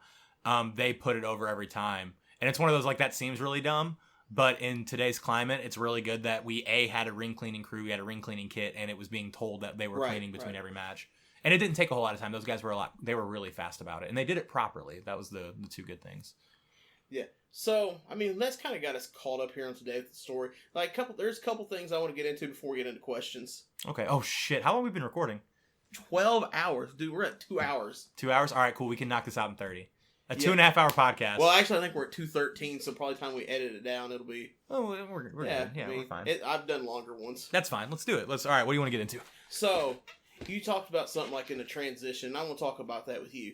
So, there was a transition of ownership of CCW at the end of October, or at the end of 2019. Yes. So, that took you from being not just... A talent and part of the trainee crew. You took over as, like, the head of the trainee department. Yeah, I'm not the trainer, but I'm, like, the person to go to. I become you. So, you took that position from me. How long doing that position did it take you to understand why I was so angry? Well, I still don't understand why you were so angry, because you had me. I don't have me. Because, like, you had me in the sense of, like, when I say you had me, like, you had somebody that if you told to do something, it was going to get done. Right. And, like, it was, because our training program is, like, set up and tear down the ring. Well, you knew for a fact whenever the time started to when, like, I was going to be there from there to there. I had to start relying on people that weren't me and weren't as reliable. And that being said, I have a lot of reliable people, but it wasn't as good as it could have been. And it's one of those when you had an advantage because you were an owner. I have a disadvantage because nobody knows that that's my job to worry about. And that's the whole thing. Whenever I started getting the heat with people on Facebook being like, well, this person has no pool. I don't have any pool in the company, but like I actually do a lot of things for the company that people don't see. You should have commented on there and said, hey, I talked to this person, and they're the owner, be like, actually, no, this person doesn't have any pool in the company either. But it's one of those, I don't want to start pulling the curtain back that far and right. cutting people's balls off. But so whenever the ownership happened, you kind of just told, well, no, you didn't even tell me. I asked you if I just became you. Yeah. Because nobody, we didn't know whose job was what anymore. So. Well, yeah, because I have no problems talking about it. It was a 3-person production that got knocked down to 1 person. No, it was 4. Oh, it was 4. Yeah. Yeah. So here's the thing, if you look at, and that's one of the things I talked about earlier about wanting to talk about the year by year of how things went. Before that management transition happened, you can look and see numbers at the door were down. And when I found out, it's because, like I said, back thing is management, marketing. So it's I took the time to sit down and I sent out to everyone in a message. I was like, hey, this is just a quick hand, a business thing of what we need to prepare for 2020 and kind of how to make things work better. God knows, it wouldn't have worked out because of the whole coronavirus. But I will say there was an upswing whenever the ownership happened. It looked like we were kind of on, not that we were ever hurting, right. But there were numbers that it wasn't as good as it was early CCW to where I was starting. There was kind of a difference. There were not as many tickets sold. And I think that showed in the numbers and things like that. But it looked like that January show, that Riot match, it really looked like we were returning to form. And it was super exciting. And then February, all right, cool. We're kicking. We had a Charleston show. It was better than the one before. So all right, cool. We're still upswinging. And then, right, the Rona happened. Well, see, and that was the thing. It was so going into it, the numbers were down. So we would send a business plan. I send the business plan, and then the next day, I get the message. It's hey, we're not going to actually have to worry about that because now there's an offer to buy CCW. Mm-hmm. And this stuff I don't know. I know what happened, but I don't know when it happened. So, and that process went a whole lot quicker than I expected. Mm-hmm. Because it was just kind of well, hey, this is an offer. Here it is. We're going to meet with the person that wants to buy it. Okay. No one except one person goes to it. Because it was literally done on a day where it seemed like everyone else was out of town. It's a good time to sell, but yeah, no, I get you. Yeah, because I literally, it was I remember because I was going to see the Casey Strait and Spike concert in St. Louis. And it's hey, we're meeting on this day. And it's well, I can't because I'm going to be in St. Louis. And another person couldn't because reason. Yeah, and then it was so I get back and I'm hey, what happened? Oh, well, I didn't make it either. Well, I didn't make it either. So then it was just kind of okay, well, here's this. And then next thing I know, a few days later, the deal's done. And then our last deal was, the charity show. Mm-hmm. Which was that was a good show. Right. That last Ashland McClure, it was I enjoyed that show a lot. So, and I told him, I told you and I told Shannon, if you need anything, any advice, any help, doing anything, I'm going to, I'll do the thing with Ken's Parks Comic Con, I'm, still working with him, doing things. So, anything you need from me, you just reach out and let me know. It's no big deal. Which I've done a lot with, the trainee stuff. So, that's not a big deal. Now, the January show, due to some personal reasons with some of the talent there, I didn't go to. I showed up for a little bit just because there was an issue with getting some stuff for Jimmy Hart. So, I got that, we went to the office, got it taken care of, got the plane ticket print off, and... Good to go, yeah. Yeah, good to go. Because apparently, it was a weird ordeal that he wanted to print out.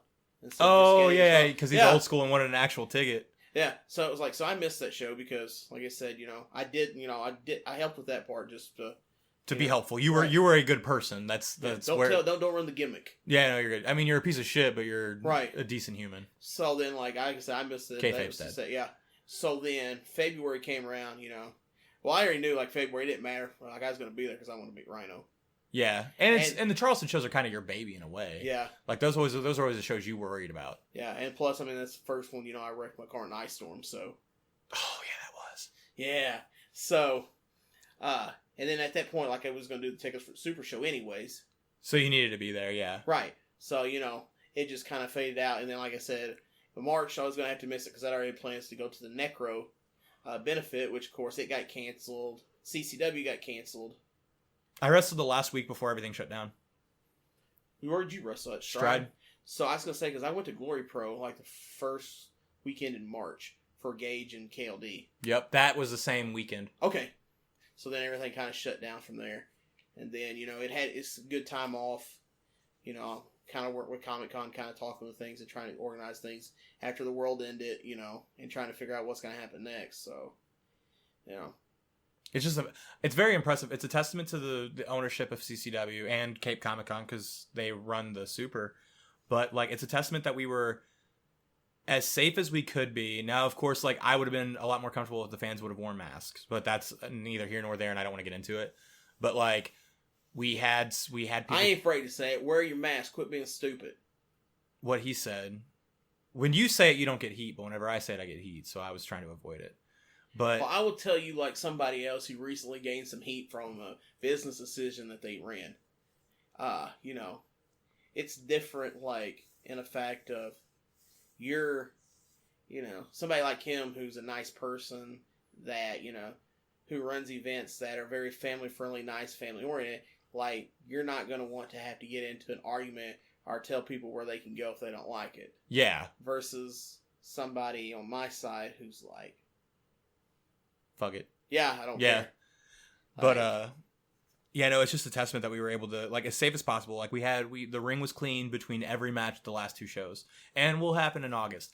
I am dedicated to that being a thing until this has passed. Which could be a year. It could be, I'm assuming that this is going to be like the new flu. Mm-hmm. Like, COVID will always be around, but, like, we'll have a flu for it. Or we'll have a vaccine for it. So it's like, oh, it's COVID season. But, like, it's not deadly anymore because we figured it's going to be like every other disease that's come and gone. Where it's like, all right, we figured out how to fight it. We're just not in that fight. Like, we're in the fighting stage right now. Yay, science. Yeah. That motherfucker is awesome. Science is the realest G. But, yeah, no, I feel like we were as safe as possible. I really hope at the next show, like, if you're listening to this and you don't completely hate me, please wear a mask. I'm not the perfect person. I wore the mask when I set up, and then when we start training, it's hard to train and wear a mask. And then after that, like, but if I was out in if I was at the merch area, I was wearing a mask. Like, wear your mask as much as possible. Be the best person you can be. Let's try to keep as many people safe as possible. It's not about you. It's about us. Right. Like, that's that's really all I got to end the show on. Oh, we got questions. Yeah. Let's hit these questions really quick, and then we'll... No, I have a question for your first one. How come I didn't see you at Comic-Con? I didn't go to Comic-Con. I know you didn't go to Comic-Con. That's what I'm saying. Why didn't I see you there? I don't like being around large groups of people unless I'm obligated to be. Oh, fair enough. Yeah. Like, I did Super Show for Wells and Ken and you and other owners of CCW and Comic-Con. I've done it for them, or I do that for them. And I also was the person, like, getting those health stuff done on the talent side. So it was like, I'm a necessary evil to be there. But the Comic-Con thing was like, there's a lot of people. I really don't want to be around them unless I need to. Like, I was not around a lot of people at the shows. Like, I wasn't out in the fan area unless I had to be. See, for me, it was like, you could see the pictures, like, Oh, no, yeah, you get your shit in, brother. Like, no, like, the face mask, the gloves, like, you can look around my apartment, like, it's not, like, I was telling you about it, but it's no rib. Like, you can see, like, there's a ton of Lysol hand sanitizer. Yeah, no, you are super clean. Like, I have, like, I'm not joking when I say this, I have 10 masks. Don't let him kid you. I had to send him a picture that I sanitized the chair that he's sitting in. He said sprayed it, and I said, all right, cool, I'm coming over. Right. Literally, like, he came over early just because he knew the chair was freshly sanitized. We were clean. But, yeah, so I was just kind of afraid to be there, but, yeah. Okay, so... if you follow us at Big Lee's World on Facebook, Twitter, Instagram, you've seen this post was out there, and there's quite a few questions that have been submitted. Sweet, because I didn't see any of them, so this will be fun for me. Yeah, this will be fun. So, once again, I'll say things that'll probably get you some heat, but we'll start with the easy one. Caleb Carter from the Four Sides Podcast. Yo. He'd like to know if you're ever going to get a new promo picture. Oh, probably not. I've had like 3. and I never use any of them. None of them are good. So, revealing the fourth wall here, when we were going to record this originally, well, we actually didn't cancel yours because yours was pushed out. Because we decided that I got heat from the mask thing. Right. And was like, it'd probably be better wait till Comic-Con in case a cool story happens. Right, or a cool thing at the Super Show. Yeah. So we were like, let's hold off a little bit. Right. But I had asked you, for the promo picture, and that's literally what... You were literally like, go get it off my Facebook profile.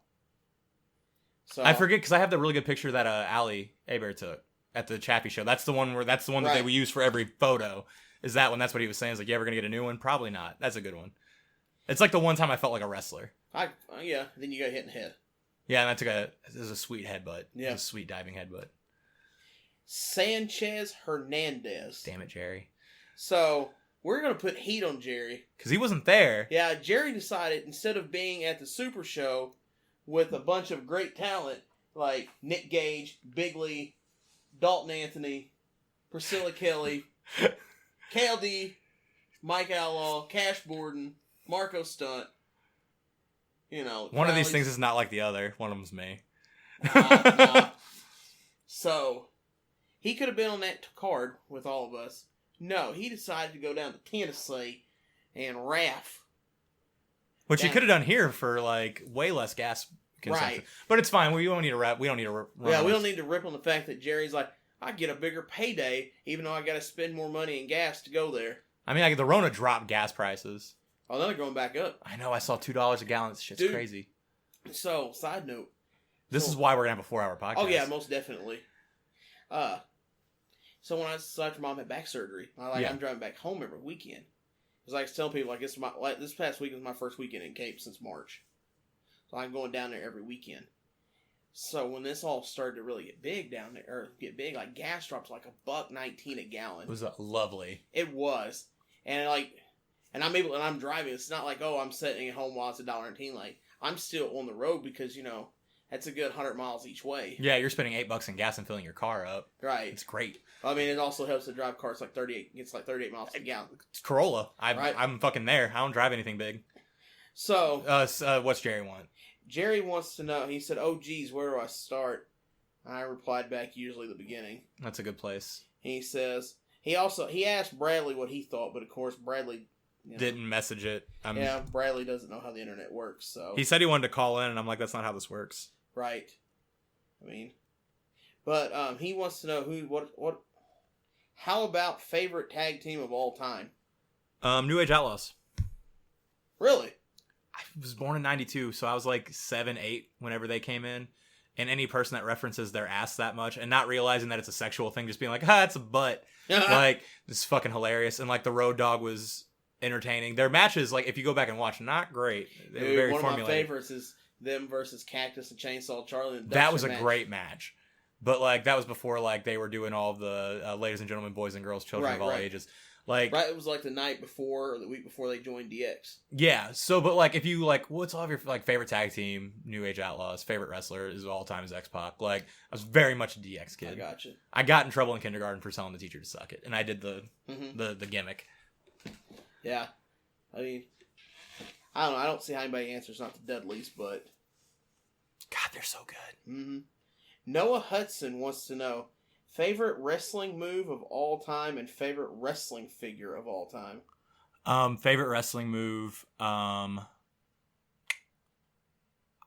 think the Mick Foley stump. Okay. Pile driver. The way he gets into it, it's not athletic in any way, but Cactus Driver 97. Yeah, that one. Just he doesn't lift him up, just pull down. It's ugly, but it's effective. Favorite wrestling figure of all time. I had this really cool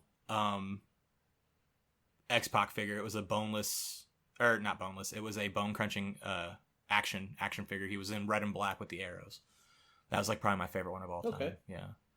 So, you will be glad to know there's one person that submitted questions after this. Okay. And they submitted about 10 questions. Holy shit. Is it Bishop? Who? Alright, different person then. Shout out to the big question, Derek Boxdorfer. Oh, son of a bitch, Derek. All right, let's do this. God damn it, Derek. Okay. Question 1. Apparently the picture didn't load all the questions, so question 1. How many masks would a mask wear if a mask could wear a mask? 3. 3? 1 to take off, 1 to throw to a buddy, and 1 to keep. Fair enough. Yeah. Top 3 dream matches that haven't happened yet. For me, I want a one-on-one hardcore match with barbed wire. I feel like that would be good. I would like Mega Brothers versus oh man, I was trying to think of a tag team. We'll hold off on it. Wrestling Buddies versus Casey's Finest. So my Stride team versus Casey's Finest. I think that would be a good one. And then actually, I'm gonna take Mega Brothers out of it. Me and Dexter Roswell in a strap match. Okay. Is there a wrestling style you draw inspiration from? Mick Foley, brawler. Not quite hardcore, but like he will throw his body to do offense. But nothing he does is necessarily pretty, but it all looks like it has a purpose. If you could face anyone in the indies today, who would it be? I'm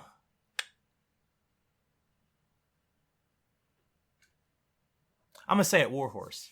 Really? I love his gimmick. Like, that is somebody that just found a way to get over no matter what.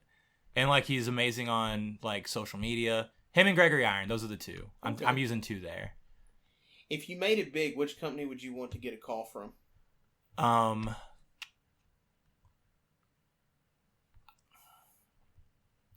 I'd almost say between Impact and AEW.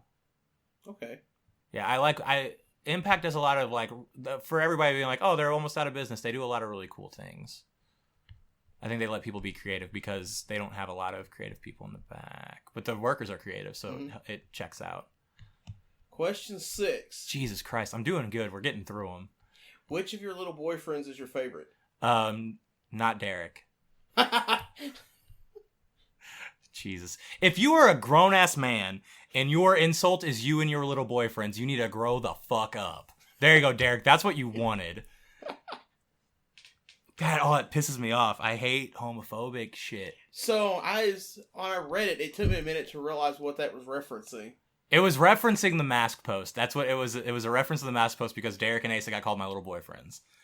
But it's one of those things, if you have to use homophobic, like if homophobia is your insult, you are a piece of shit.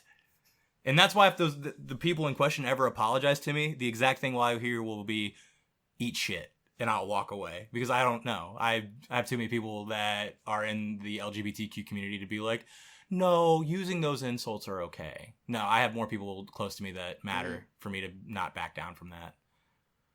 Yeah. There's your big tangent. So if you were just like, man, he likes Skinner though, be like, I got it back on the... Yeah, I mean, you got it back there. I mean, you dropped the ball with Skinner, but, we're all about equal rights, equality here, Yeah, so. Black Lives Matter, all right. of it. If your issue is anybody isn't as good as me, go fuck yourself. Exactly. I mean, that's our big heat getter right there. Yeah. So I tell people, we may be terrible human beings that are offensive and rude, and but we're not. people's feelings. But we're not pieces of shit. Right. We believe everybody is equal. Yeah. So we offend equally. We try our best. We really do. Right. Although it's kind of weird because, this will probably get us some heat, but usually it seems like the people I offend the most is usually the ones that complain about other people being offended. Really? Yeah. Like for a liberal snowflake, my feelings don't get hurt a lot. Right. Yeah. What's question 7? God damn, we were so far in this. Oh, yeah. Let's see here. I know I've already submitted questions, but I got more. This is Derek. No, that's really what the first... No. Derek is like my best friend from like 3rd grade. Who is your role model or inspiration in mainstream wrestling? Same question, but for independent wrestling. Independent wrestling, it's 4 people. Heath Hatton, Jay Spade, Justin Smartin, Barbed Wire. Those are my 4 like inspirations. The person I think I'm the most inspired by in mainstream wrestling, it's really hard to tell because like I would almost have to say Mick Foley just because that's kind of like where I've gathered a lot of my, because like I'm not little, So, like, I can do fly stuff, but I don't look good doing it, so I can't say anybody flippy. I'm also not a technical wrestler, so I'd say Mick Foley's probably the closest one. What's the best wrestling you've learned in wrestling? Always put your hand up for a kick. Yeah, it's been... Yeah? If someone swings a weapon, put your hand up and eat it. Don't eat it on your head. That's always a good one.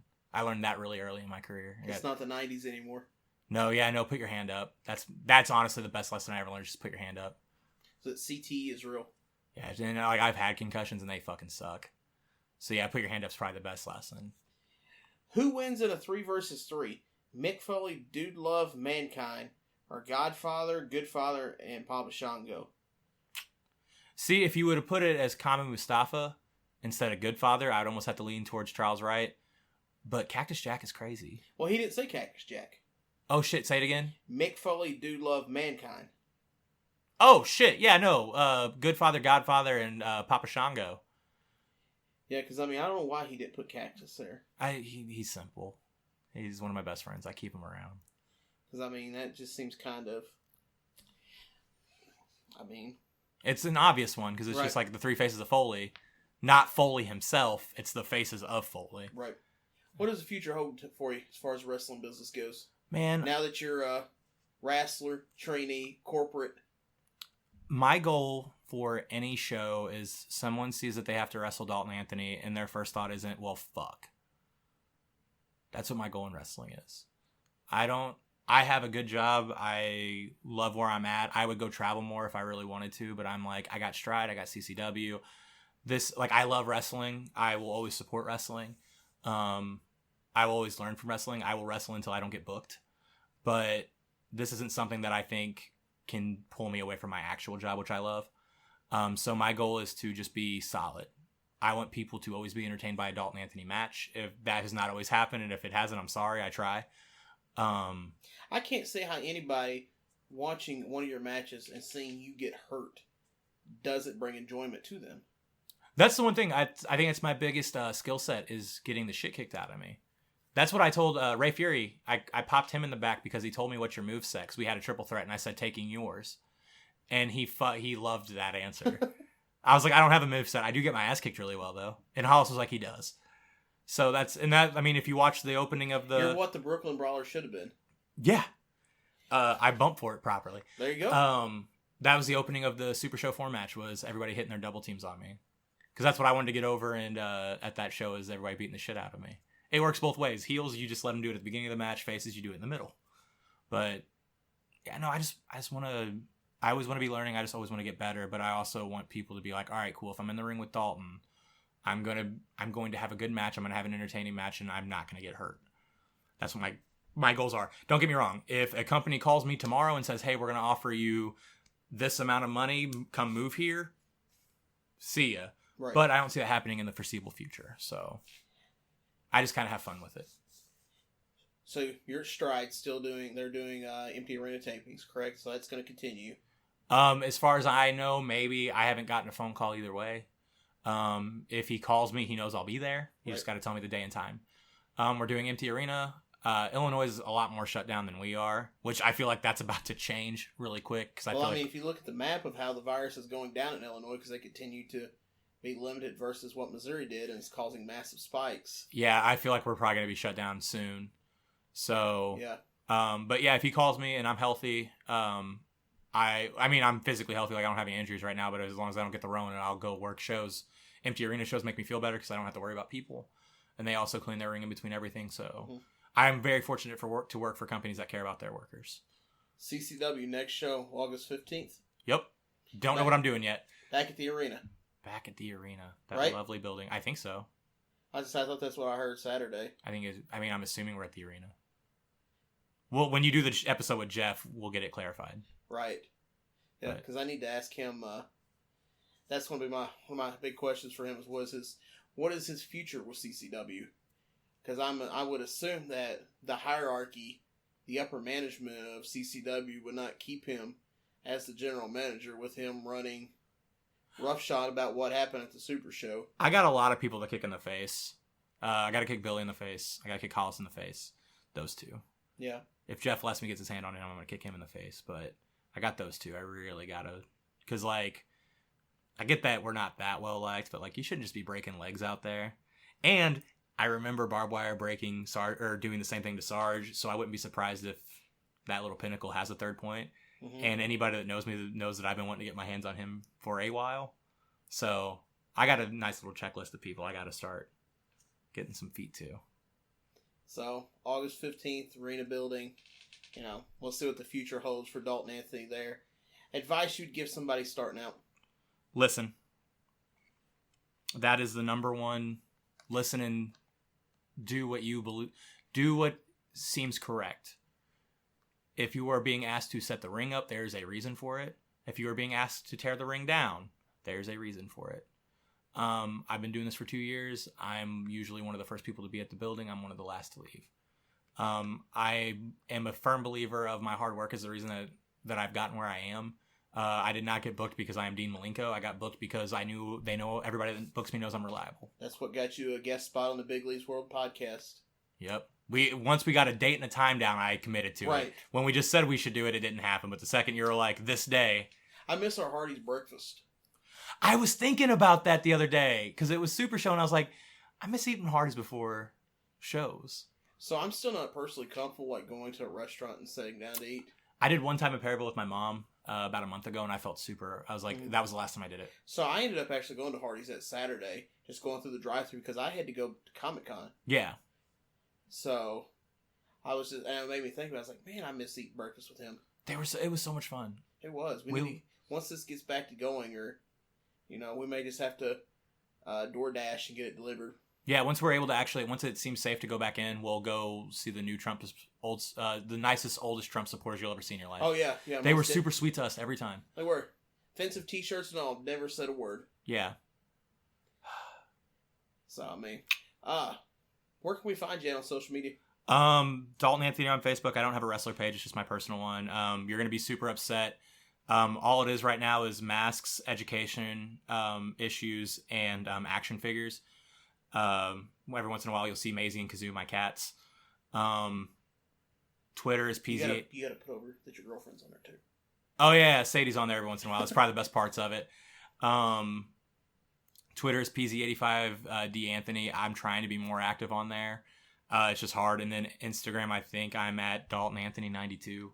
What do people in this area struggle with Twitter? I don't know, but it's a thing. Because like I have a Twitter, and I'm not super I'm not old by any stretch of the imagination, but I also don't Dalton_Anthony92 on Instagram. Okay. But I just can't get into it. If I'm on Twitter, it's to see what's happening in Twitter. It's never to tweet. Because I would say this is probably one of my bigger frustrations. Because Twitter's such a better social media to use for wrestling. Well, one of my bigger frustrations is like with the moving over is it's like I see the Twitter and the Instagram for the Cape Wrestling. You just almost got abandoned. Yeah, I don't know who's in charge of that now. And that was one of the things I told him is this is such a great platform. Because if you put #wrestling out and somebody puts #wrestling or #fight and we posted 8 times about it, you see that's one of the first things that pops up. It's working the algorithm. Yeah. And that's all Twitter is just one big algorithm. Right. Yeah. It's mass text messages with algorithm. And I want to see that getting back active. Huh. I need to start using that more for Dalton Anthony then. I just don't use it. I use Facebook. I use Instagram every once in a while. I use Twitter because I feel like it's the Wild West. It's still pretty. It's the Wild West of social media just for the fact of there's a lot less restrictions than what's on Facebook and Instagram. Yeah. It's kind of the lone outlaw that's not because all the social media is getting bought up by Facebook and Twitter's the last one left out there. Twitter's the only big one left that's not Facebook. So Facebook killed MySpace, man. You got anything to plug? Catch CCW Chaos when it hits. Go to Stride Pro Wrestling's page. On YouTube, watch the shows there. If you are at a wrestling show, show up with 15 extra bucks and buy someone's shirt. It doesn't even have to be mine. Just buy somebody's shirt. If they want to buy a shirt, where can I get it at from you? Right now at Dalton.merch table at any show that you see me at locally. Yeah, I need to get a pro wrestling tee store. I know. Or make one yourself. $75 is a pretty good deal just to put designs I think out. they're waiving that now. Maybe now because of COVID. I need to look into it. Because that's one of the things I talked to Josh about. He signed up on it. I need to talk to Otis then. Because I told him, because when I got the alert that they were waiving it, I told him and he signed up for it. And yeah, and I looked into it actually the other day because I was looking to do some business for something else. Mm-hmm. And to see what the ins and outs were, and they still had it waived for the wrestlers. Okay, so I need to hit in on that. Yeah. Because I think Slammer actually had enough followers just to get a free page. Yeah. It's like 10,000 amongst all your socials. I don't think I can count to 10,000. Exactly. Well, yeah, but like I said, like they're waiving it now. Yeah, so I think I should probably just jump in there and get just get it. Because I have I have cool shirts. Like, I don't have goofy shirts. Like, I don't have just, like, Dalton Anthony. Like, there's funny things to them. Or I have the Best Assistant Ever shirt, which is legitimately my favorite wrestling shirt in the Southeast Missouri and Illinois area. I think it's one of the funnier ones. So, if you get one, are you going to let me host a Big Leagues World t-shirt on there? I will put Big Lee's World Favorite Friend. Well, I mean, if it gets the logo out, so... Yeah, no, I'll happily do it. Because I'm too cheap to pay the $75 to get on there.